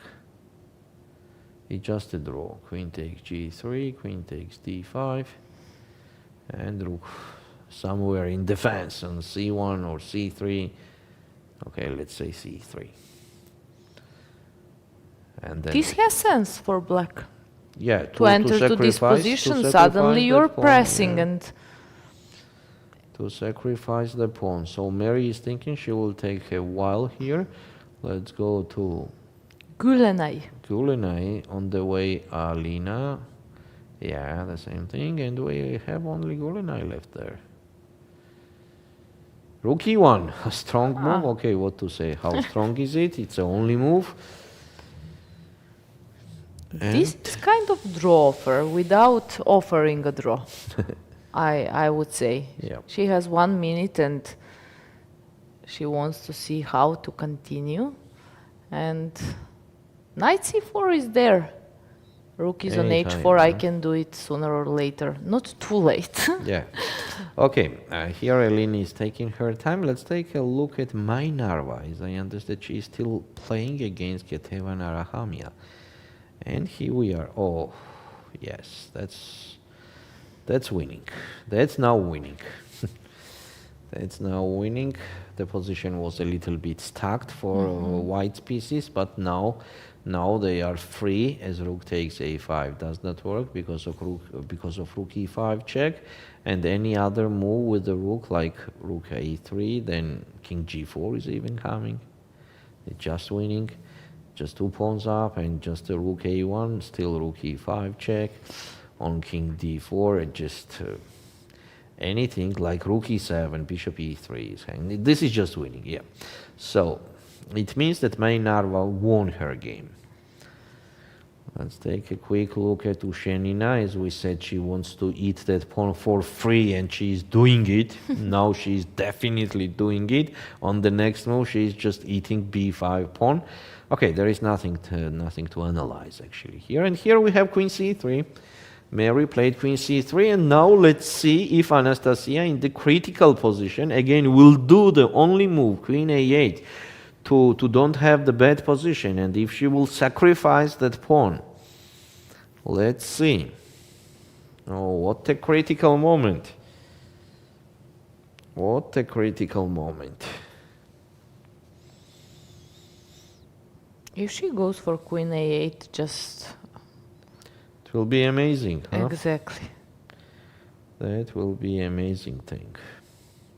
Too amazing. Actually. Yes, I was trying to find a word which is not just amazing, Yeah, it's like too amazing. Yeah. Because in every critical moment she is doing the correct and best moves. Now, as we already said, dear friends, there is a queen a8, a move like that. Otherwise, black could be in trouble. The c6 pawn is hanging. Bishop e8 does not work. Queen c7, another option. Let's take a look at that option. Here, just bishop g3, and now this cover attack is hanging. And we are in trouble with black. What about queen d7? On queen d7, there is rook b8. Attacking the knight, which is trapped. just trapped. Yeah, because on Yes, king king g8, g8, queen there will be... Oh, it's an interesting moment. Here we have multiple options to win. I think the simplest is rook b7. Yeah, just gain the queen. Yeah, Actually, because if then the queen goes b3 on works, d8, because then f7 is... queen b3. King h7 and the same... Same pepper. idea, but... Yep. Okay. So let's wait on this game. What do you think, Sandra? Let's take a look what she will do. Yes, of course. Queen c3 One and... of the most important games, first board, and also very interesting, so... Yeah.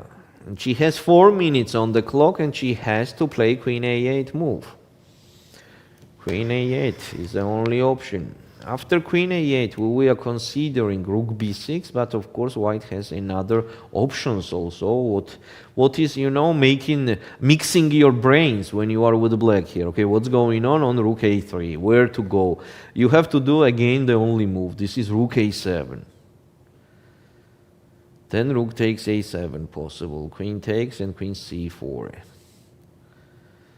Yeah, okay, let's take a look. Let's take a look what she will do. She has already hand prepared for the move.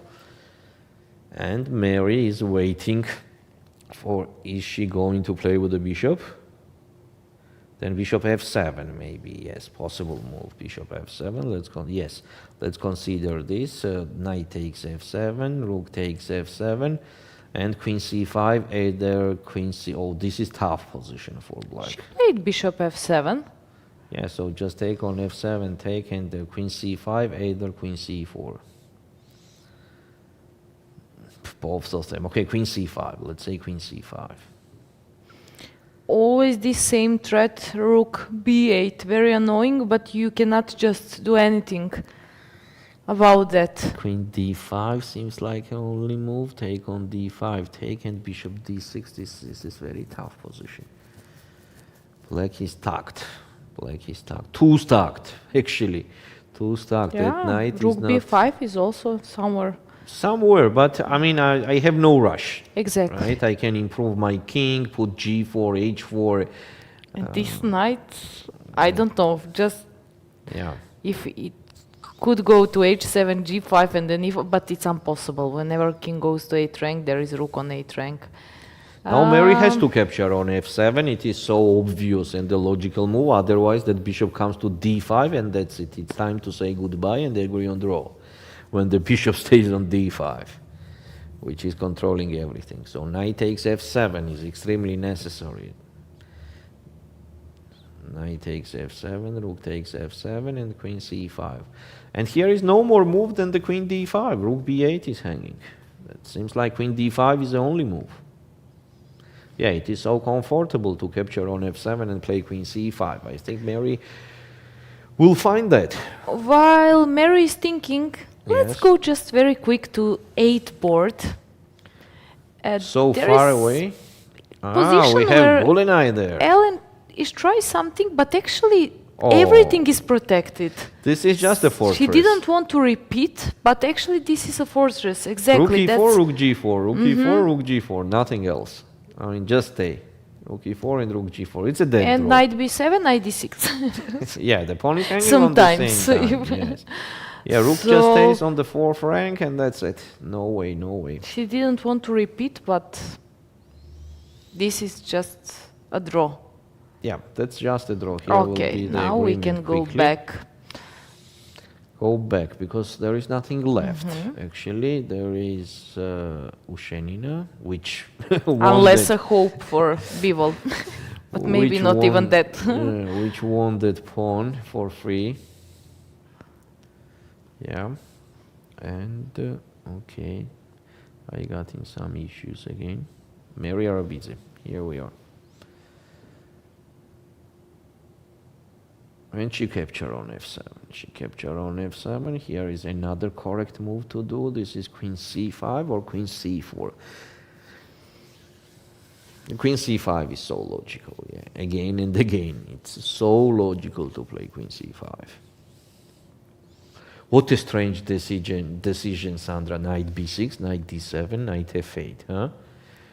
The knight was on d5, it was like a boss there, and unfortunately now on f8 it is... Yeah, Okay, I don't know and the we name of didn't that. found- And queen c5, here Yeah, you are. queen c5. No, it's not a difficult moves for Meri. It's not, but also position which you mentioned, I don't know what Anastasia was afraid of, because the only This is chance just for a white we nerves. saw bishop e5, but even that, This you is know, just you a have to nerves make and this pressure. move and then, exactly. That is the moment where you are not responsible of your thoughts sometimes. Queen c5, and now of course you're realizing that the position is very tough. The only move is queen d5, and even after queen d5, yeah, what to say. Okay, that will be the one of the important victories of Meri. Maybe even in the history of, in her history of European Championships, because, you know, when you are winning the game against the leader and getting and tying the first place, this is definitely a very important moment in the tournament. Maybe more important was when she became the champion there, but still, this is one of the important games that she is playing. On the same time, if we look from other side, it is very important for Anna. I mean, the importance of the game goes too high because of Anastasia also, right? Because if Anastasia is not losing this game, then she is holding the place, the first place. Again, she will be the solo leader. But now she White is in the pieces, big most yeah, white probably pieces. next game, and By the way, we can say that if she suddenly won this game somewhere, somehow, then she's almost there. I mean, she's almost there. Later, when you have 7 out of 7, the opponents even does not have a wish to play with you. Yeah. I mean, everybody is agree on draw. exactly. So all draws after 7 points, it's 9 points out of 11. Mostly it is the first place. Let's say she has already 2 minutes on the clock. And she has the only move to play, queen c5. Yes. Queen d5. Sorry, queen d5. Queen c5 already played from Meri. When Meri is sitting in this position, I know that she's, I mean, she likes her position. I was with them a lot of times on World Championships, I mean World Cup, the team won, the Olympics, the European Championships, so I know them well. That what are they doing and when? When are You they can just doing? enter to playing venue and without even seeing Yes. what's happening over the board, you know what's That's happening. true, but only Georgians. Just by a For look. Georgians. Okay, yes. Others of I course. could not say. Of course. Yeah. Let's see if Anastasia still will do the only move. This is an extremely only move, queen d5. Otherwise, rook b8 is coming. And she seems a little bit upset. Yes. her mood has Because changed. queen now. d5, queen d5, c d5, and it looks like losing position. It looks like losing because black is too stacked. Bishop d6 is very King strong is move, stacked on h7, knight on f8, and I think if she plays queen d5, then later will be the end game with the pawn down. She will lose that d5 pawn and try to activate the king, and maybe there she has a chances to survive. Otherwise, the position is too tough. And just imagine, just few moves ago, everything was okay, and how it is to play queen d5 now and just sign the document that you are in the passive defense for next whole game. And it's not a fact that you're going to hold this position. It's very big psychological punch right now, and 20 seconds on the board. I mean, on the clock. Less than 20 seconds. 15, 14, 12, 10. okay, queen d5, Queen d5, that's the only move. queen d5. Now Meri is thinking. Actually, there is nothing to think. Yes, f5 and d4, so she has to take. Actually, she can also ignore it, but what to play? Rook? She's I don't thinking know what to about play. moving the rook For somewhere, example, but I don't rook think... b6, for example. Let's Yes. consider rook b6. Then there is queen e4. And what is this? And The knight bishop is- d7 is threatened, Knight and d7, bishop is bishop, hanging, okay. So She that's took, not- okay, that's she not just And probably... now is a move to play for Meri. This is bishop d6. Without bishop d6, maybe there is nothing much, you know. Bishop d6 is just tucking the knight in. No, she played rook b8. Maybe also possible option, but on No, knight d7, rook just b7. rook b5. Aha, rook b5. Yeah, no, rook b5. Yeah, just gaining the immediately. pawn. Of course. Oh, so she what Has she to move wants? She wants g-pawn BT. as soon as it's possible, maybe, So no? she wants bishop d6 now, or what does she want? Yeah, I like bishop d6 immediately. That I have to say. But rook b8 also keeping the advantage. So g6 seems the best Exactly, option. I think it's almost the only option. Knight d7 does nothing, so Yeah, knight d7 is a move, but it is. how to be pawn down You force me to immediately, go you to know? b5. But you know what's the problem? That after g6, still g4, and nothing much is changing. So, for example, g takes f5, g takes f5, king g7, there king g3, and you are stuck, And still bishop stuck. h6 is also after, Yes. maybe. She played g5. I'm not sure about. I don't like g5. But g5. there's- Wait, what happened? Okay, No, knight no, d7. g5 happened. You see here, rook b8 evaluates as a bad move. And okay, then g5. bishop d6 now is super Actually, that logical is to the move play. you make on seconds. g5. Yeah.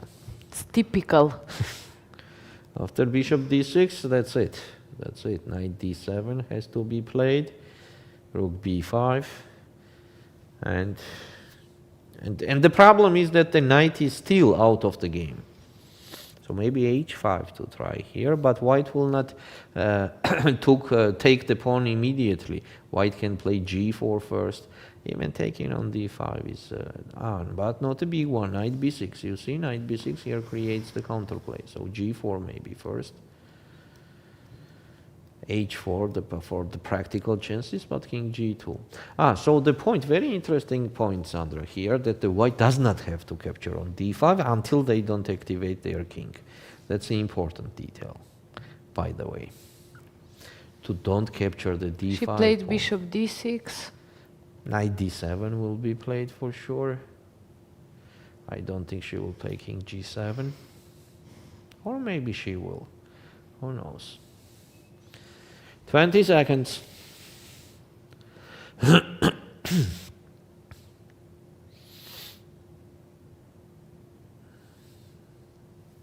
10 seconds. 5, king d7. So now she made opponent's life a little bit easier. So maybe g4 or king g3, as I am not taking the pawn immediately. I could not take the pawn immediately. That's why I will play g4 or king g3. king g3. King g3 is threatening king g4. King g4 and king h5, actually, just immediate game over. Poor knight. Yes. It was such a Yeah, perfect such a good place for the position, knight yeah. on d5, and suddenly so many troubles, and knight is doing nothing. You cannot Yeah. just H5. do anything. We see the result. Ushenina. No. No, they just Okay, changed they the score just sheet, yeah. okay. So game in progress. So king g3, h5, and just king h2. Just move with the king. Just move with the king till the end. King e2, king d2, king c3, king b4, king b5, and king c6. This is my destination. Okay, let's take a quick look at Anna Ushenina, what's going on there. Nothing much is going on. It's completely done. g4 was played by Robert does Arabidze. not want to do the draw. But why rook is on g3? What happened? It had to be, pawn on f3 had to be protected, so Rook e4, incorrect move. Just play king g2 once. I mean, just put the king on g2. Just put the king on g2 once. Oh, come on. Okay, another thing is maybe still nothing much is changing, but I don't like the rook on g3.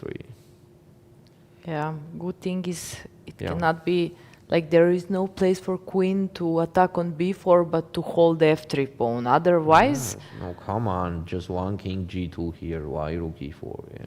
Rook g4 check and king g2. Okay, let's go to Meri Arabidze again. She played g4, knight h7. And now what to do? Rook a7 is coming, so maybe bishop c5 to stop rook a7. That makes sense. and then to And go then with the king king, g3, yes. to activate the king. Yeah, another thing is that after king g3, rook a7, black is not threatening anything, as there is no rook a3. We can do bishop c5 now, and if rook, I mean, not if rook goes somewhere, and then rook d8. And if rook d7, then just move the king. Oh, how much stacked is black, you know? Knight is stacked forever, just forever. Yeah. Yeah, it's just torturing to play this position as black. I feel bad for Anastasia, but of course, Meri is doing great Yeah, job in the Meri is office doing her today. best. She played good game, and Anastasia as well. She didn't make any like critical mistake, any That one, knight blunder, d7, anything. you know, But that knight d7, you were knight right. d6 You were and d7. a bit worried in advance about the You know, it was maneuver already which- clear that she went on the wrong destination and direction. You know, just it is always, I am remembering that words when I already said that when somebody is doing something wrong, let him do that. You know, that was the moment. Yeah? She'd start doing the bad thing on her own. So Meri just let her do that, and what we got that +3 evaluation for white. How Anastasia did it on her own. she is So Meri is thinking, disappointed. I think bishop c5 is the best move. I mean, why to give any kind of active dreams to black? So just play bishop c5, and then king just, again, one more time, dear chess friends, king just goes to b5 and c6. So bishop c5, knight f8. Bishop c5, knight f8, king g3. Knight Knight d7, just rook d8, and game yeah, the it's d game pawn. over. That rook's endgame I will thought be maybe winning. if I manage to trade knight for a bishop, but if still there is no hope, then it's simply winning, yes. Simply winning. nothing to play for. It's just I don't. One more time, another option is just king g3. And if black plays rook a7, then bishop c5. Rook a1, rook d8. And just pawn down. So maybe start doing checks from here. But for from example. B to be far away of the king, rook b3. Check. King G2 for a moment. Checky. Checky, King F3, King E4, yes. How to survive? Nah. Taking Let's that one take will be Rook too late. Oops. D7. I think D5. I will just promote here. I will just promote, yes. So maybe first play H5 somewhere then. So for example, here to play H5, that makes sense to create the object on H3. That makes more sense. Yes, that makes more sense to play H5, definitely. But then bishop C5. Bishop C5, H4 to have H3 as an object, but how to get to that H3 ever? Yeah, then we could not get to that H3. Yeah, the position is kind of losing from the different options. Let's see if she will play. We are Bishop trying to find no. something, Oh, but no. Rook B5, sure? No. No.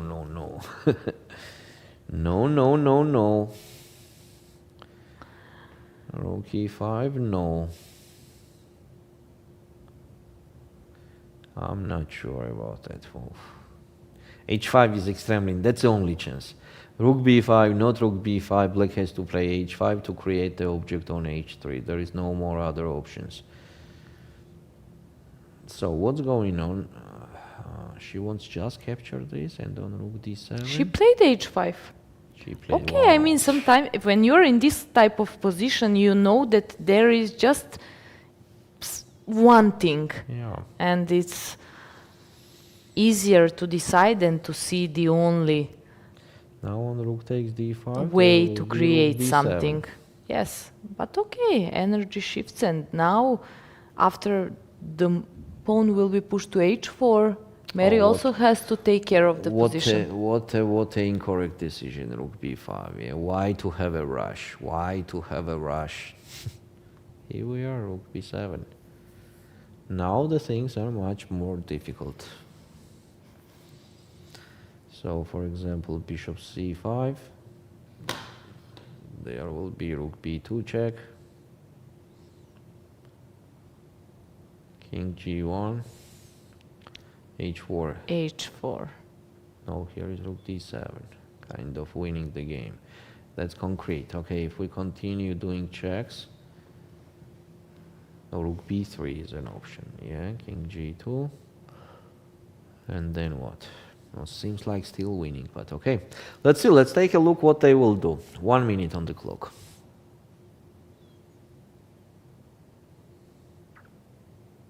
Now they're both in time trouble, so Both at the same time on the clock.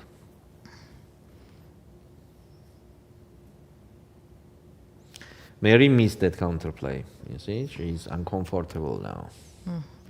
She's looking at that clock. Now she has to realize that the position is still winning if she will do everything correctly, and that correctly is Bishop C5. What about Bishop G3 move? H4 and Bishop F2. Is it too passive? Knight F8 and Rook D6, for example. It's a little bit passive, yeah. And time. What? Rook C5. What? Did she?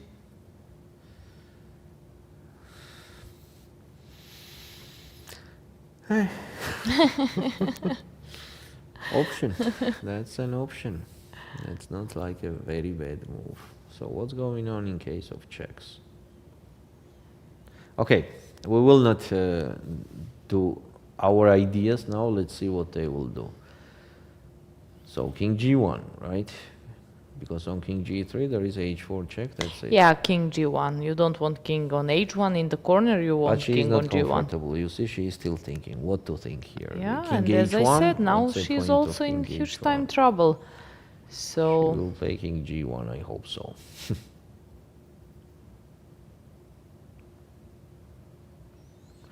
"20 seconds.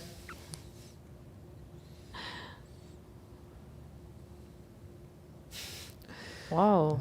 Just She looks very... nervous. King G3. Oh. After H4, it seems like a draw. Wow. Yep. Anastasia No, she played rook played b3. Why she doesn't want to push and then just... Yeah. No, she thought like that's the only Now move. King G2 and... Rook b2, and now she is forced to play King G1. If she wants to continue playing. on rook Okay, they are b2 also check. gaining some time. But for Anastasia actually was very important H4, to it push was h4. That's almost why you very pushed close to draw, h5, not to yeah. take on g4. And it was such a moment with tempo to do h4. Game of nerves started. They are chess friends. So what is she thinking? She about? didn't give check on b2, which is kind What of to do? If she strange. wanted h4, then I just can't get the logic. If you want to play h4, then why not to play h4 immediately? Why to play it now? What's the point of h4? If not h4, then what the other option? Yeah, but here I can even go back with the rook. No, d5. I mean, I will just push. I will push till the end, as much as possible. What did she Rook do? d3. What? Wait, I don't get the logic. What's the logic? I said today I cannot explain. I'm just trying, but So rook c7 check, king goes on h6, for example, and bishop c5. even and for that's it. me, some That's it. decisions I are mean, really unclear today, to That's be it. honest. What is the rook on d3 doing? Did she Oh my push God. h5 just to make space for the king, and she I didn't don't count on counterplay Yeah, with I don't h4, know. and I have no idea. it was I have no idea. Yeah. So big chance. on the same in- time, she saw that on rook b2, white has some problems, right? Why not to repeat it? I mean, simple logic. Right, right. King g8. Oh my God. King g8. So then why h5? Anastasia, we can't get your logic. So Just maybe she imagine- thinks that she can hold this position. Maybe she thinks that after bishop c5, maybe she thinks that it's just kind of fortress. But It how doesn't is? look like fortress, to be honest. So on You just have h4 feeling that it's not. On h4, I can do even rook a7. Yes. We have moved No, she rook did rook c8, c8. yes. Okay, that's just a nerve now from both sides. I think we have to keep calm. So it and was just, bishop. Just. Oops. Small repetition just to gain some time, which is a smart decision. But you do that fast, like Meri did. You give check, and then you have a bit more than 1 minute. I'm just imagining their coaches and parents following this game. It's so stressed. Yeah, Finally, you that's so think, for stressful. example, Anastasia's mom, for example, like, okay, now it's a chance. She will push, and then suddenly rook d3 or either something. correct. It's like, What is Mary thinking about? What's a strange thing? I mean, there is no more moves. Rook c4, never. So definitely bishop c5. bishop c5 on the board. And on rook d2 check, which way is she going? She King played F1. h4. Now she played h4. Maybe h4, it's a little bit late. Very fast.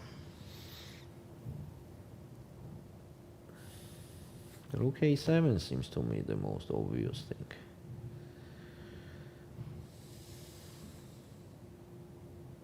I mean, of course, nothing is so clear to them like for us. You know what is the problem? That after rook a3, I am just winning if you trade the rooks. Yeah, because bishop, knight is trapped, and the pawn's endgame is just winning. Did she play rook a7? She didn't. So She didn't. rook for now. a7, yes. Very, very Rook a7, rook a3. interesting kind of, yeah. idea.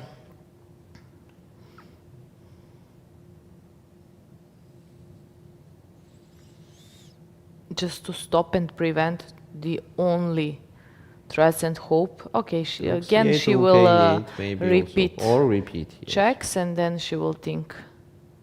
Rook A8 is even better here, by the way.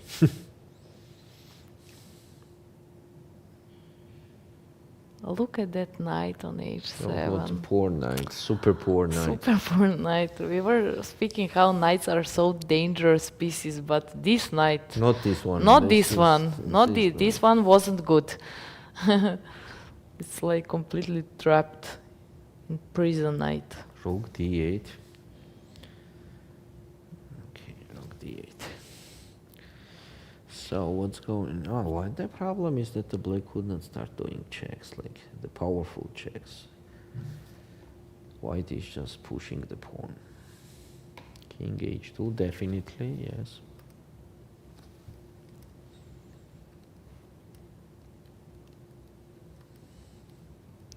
But how the white is pushing the pawn? Is they pushing the pawn here? D5, actually, why not?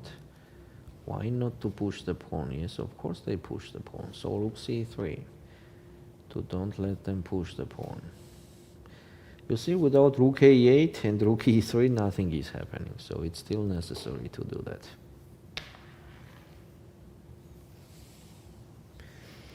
Check. Rook d7. G8. Without rook a7 idea, we still could not improve. So rook e7 is kind of necessary. Rook a7 and rook a3. What's going on in Gulinai's position? Let's take a quick look there. Wow. Oh, what's going on here? Wow. Elin is winning. Elin just won the game. Yes, he's completely winning. It's completely winning, yeah. Yeah, that was unexpected from Gulinai. The position was completely drawish. Here Meri is thinking, and we are saying rook a7, rook a3 as a plan, or rook d8, rook a8 as a plan.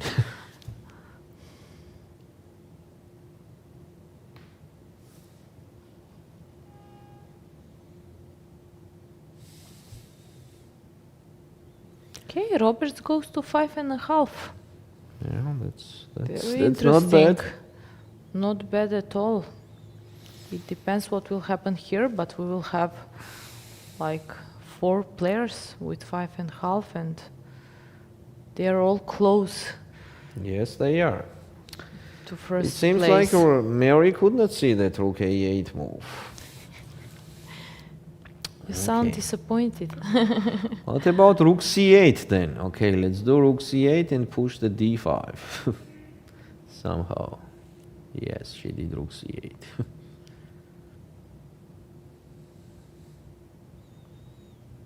Threatening bishop f8, but Yes. of course, Tricky thing. of course, that will not be in this game. Physically, black does not have a chance to blunder that. Yes, exactly. Rook Exactly. c4. Okay, let's do rook c4. Maybe. But rook c2, check. Rook c2 is a check. Rook So- c4 and rook c1. Rook c1 makes no sense.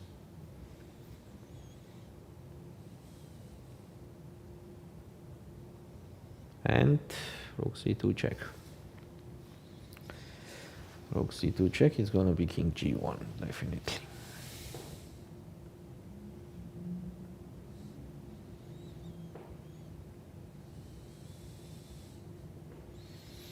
On rook c3, what's going to be on rook c3? Bishop f8. Oh, here she has a chance to blunder, by the way. If she plays rook c3 to attack the h3 pawn. Actually, rook is on d2, so she played rook d2, and She then played rook d2. Rook c7 check. It will be king g8, and without rook a7, it's not winning. It's not winning will get without it. rook a7. she is trying something. At the end, she will see that. Or then king f1 has to be done. King f1 and just give the h3 pawn like this. Give the Yeah. h3 pawn and then just rook c8 check. king f7 or somewhere, and d5. Gulenai That's also just resigned, so great chance for a draw. Yeah, it was But the draw. I But saw what happened in the game. She just played like one unprecise move. She took some pawn on e5 and it was And king f1. immediately losing. It seems like Meri hears me. She could not find rook a7, but she is doing king f1.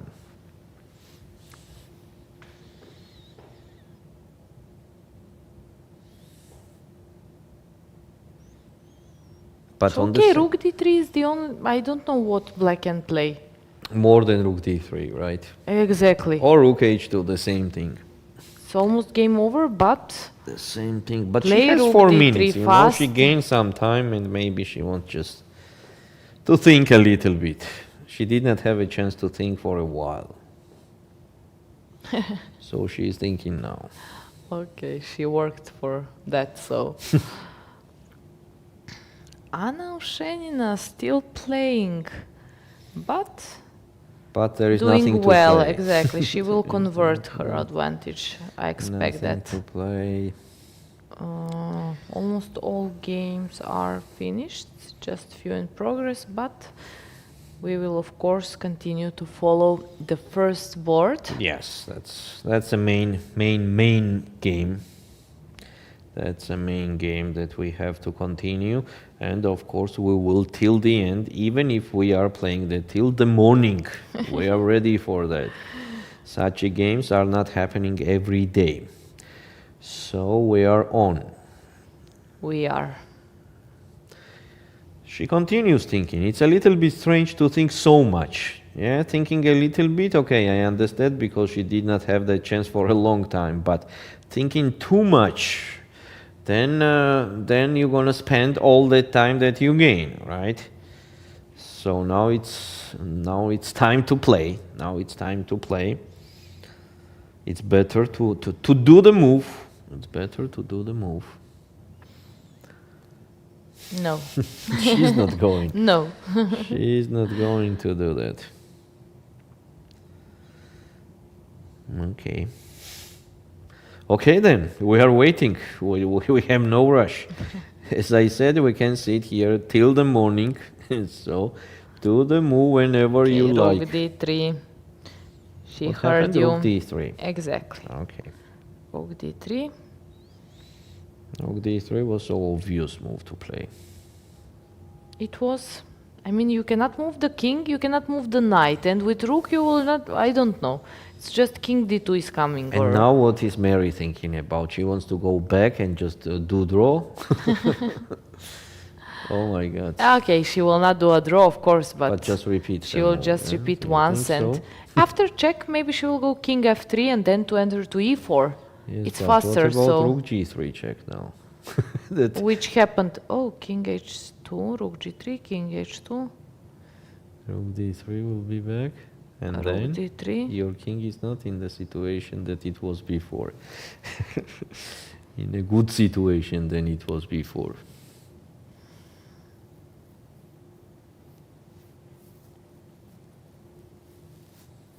And she's doing what? Rook a. She saw rook a7 finally.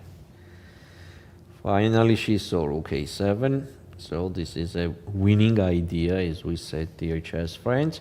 Rook a7 and rook a3 is a winning idea. Rook a7 with the idea rook a3. Now Anastasia Natishin will think a little bit more again, as there is to think that something new happened. Rook a7 is something new. What to suggest for her? The position obviously is losing, so there is nothing much to suggest, unfortunately.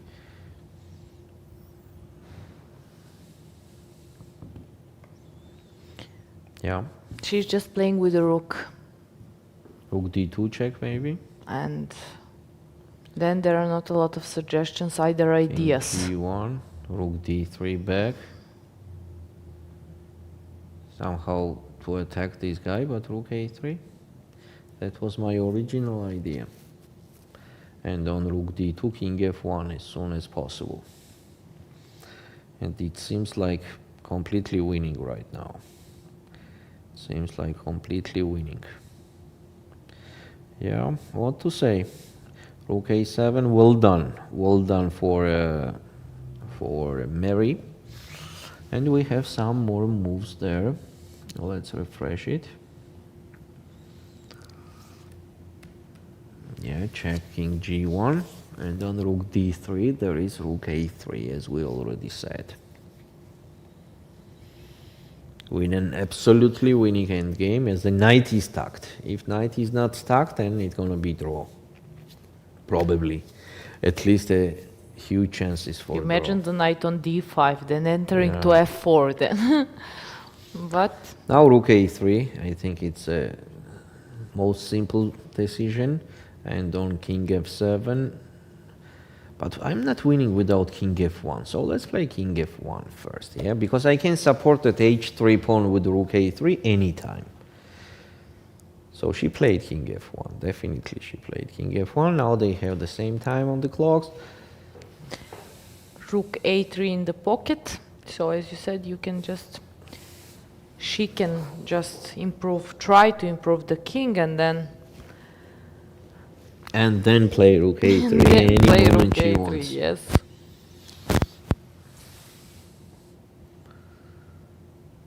So Anastasia Knatishin is thinking now she has less time than Meri.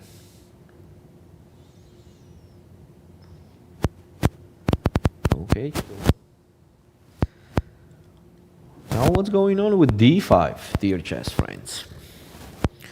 Is not it winning immediately as on rook h3, just rook a8 check, king f7, d6, rook d3, and just king e2. On rook d5, rook a7 check, king g8, and d7. Here we are. So winning the game. In case of king e8 here, it will be rook e7 check, king d8, bishop b6 check, and then capture the knight. So here just d7 and so the moving the d pawn was just winning, but she played rook a3. She played rook a3. I don't like that, I have to say. When you are winning with pushing the pawn, you have to push the pawn. So it was just promoting, dear chess friends. But still, okay, what to say? So for example, on king g7, it could be rook d3. And on knight f8, I'm not on time. Then I will not play rook d3, I'll play, what I play? I still have to play d5, yes. I still have to play d5. The problem is that there is no knight f8 because of rook a7 check. And just gaining the, it's just easily winning now. And now I realize it's just easily winning. Rook d2, then rook a7 check, king g8, and d6 now. So I did the same without giving the pawn. On knight f8, rook c7. And then just move the king. And gain the piece somewhere. Yeah, the knight is still stacked. Yeah, Anastasia played king f7 last move, yes? Yeah. King f7, yes. What else to do? On d5. d5, when d5 is for free. What about king e1? Why not king e1? Ah, there is just the checks, and I could not pass the third rank. Why you could not pass? Ah, with check, yes. So I could not. Then king e1 makes no sense. We have to put d5. d5. And on knight f8, I have rook a7, winning the game. Yeah, d5 is just winning. Without d5, we could not win anyway, so she has to push d5. Meri has to push d5, yeah? Now or later you have to push d5 if you want to win the game, and if not now, then what? Then when? Yeah? Then a bit later. A bit later, in the evening. Let's see. Let's see.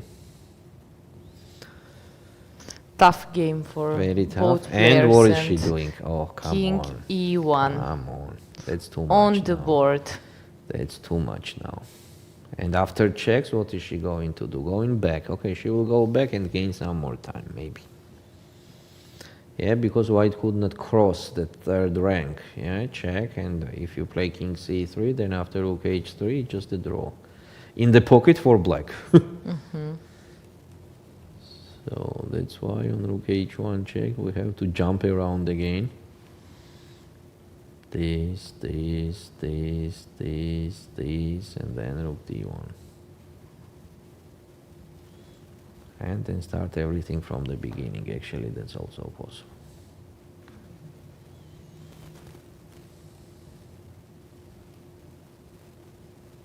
She played king f1. Maybe rook c2 here makes sense. No, she played rook h1 check. So Anastasia is not repeating the positions. She is not repeating the positions. In g2 and rook where? On d1? Yeah, she played rook d1. Yes, but wait a sec. Here king f3 is in. Oh, here is immediately game over. King f3. The immediate game over. If I activate the king, that's it. Yes, and here you are. Now I think the resignation is at the door. Well done for Meri. What to say? Well done. She did a very tough and complicated game. Now she realized that she is Even winning. before the game, it was unpleasant. I mean, you expect that you will play against Anastasia, but you know you're playing against a player who is so underrated and leader of the tournament. Yeah. So Meri played very good game. Doesn't matter she didn't find immediately rook a8 idea and rook a3. Of course, she had the feeling, and it was right that she can do it a bit later, maybe. So, Yeah. what to say? Anastasia also played very solid game, but That knight b6, knight sometimes- d7 was exactly. very, something very is unclear. decisive, and you don't even get it Yeah. while it's not game over like here. So With what happened there? We have the move or we don't have a move? So we have king f3 and rook e1. Yeah, without d5 it's not winning anyway. Anyway, it's not winning. What about rook e3? Oh, rook e3 is such an easy move. Oh, that's such an easy move, rook e3. Yeah, and then king e4. That's possible. She has a choice. On the same time, d5, of course. d5 is, of course, winning. We're just promoting that pawn.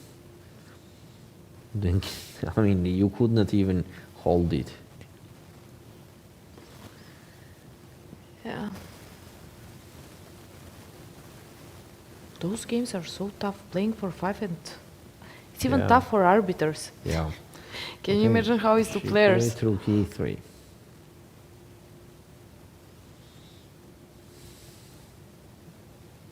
And king e4 also. I mean, everything is winning already.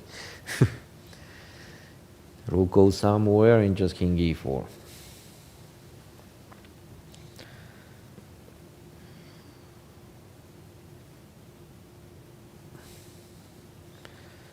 Let's see. I don't think she will take on e3, yes? I don't think so. I don't think she will do that. But still, let's see, everything could happen. Everything could. Every next day will be more tough, and every next round will be more tough to play, and I think there will be more mistakes on the same time as everybody is getting tired. The pressure is too high, mostly in the playing venue, and mostly on the top boards, dear chess friends. That's a fact that we could not run away from it. We have some moves here.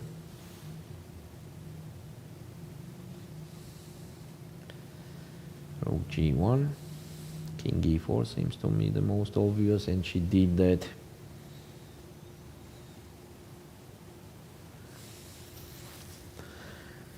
So now Meri has 1 minute and 10 seconds versus almost 3 minutes.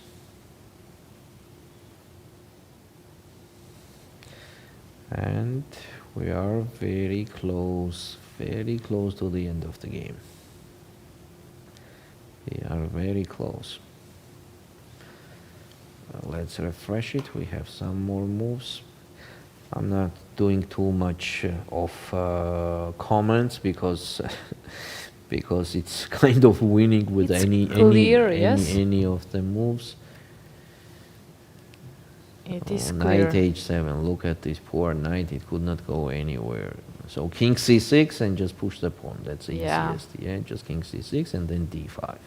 And okay, both players knows that this game will be finished Soon. with the result. Yes. Yeah, 1-0 actually win for Arabidze. It's not like Anastasia. It's okay. We see handshake and That's it. So congratulations to Meri. Congratulations to Meri. She did a great job today for her, first of all, and she is in the leaders now. They are sharing the first place, right? Meri, Anastasia, and Vega. Sabrina Vega, yes. Sabrina Vega. Okay, let's take a quick look at Alina Bivol and Anna Ushenina. Okay, here is just rook up, so I think we are allowed to end up our broadcasting today, as here is nothing to continue with the rook up position. So dear chess friends, it was a great pleasure to be with you today. Thanks for watching, and see you tomorrow. see you.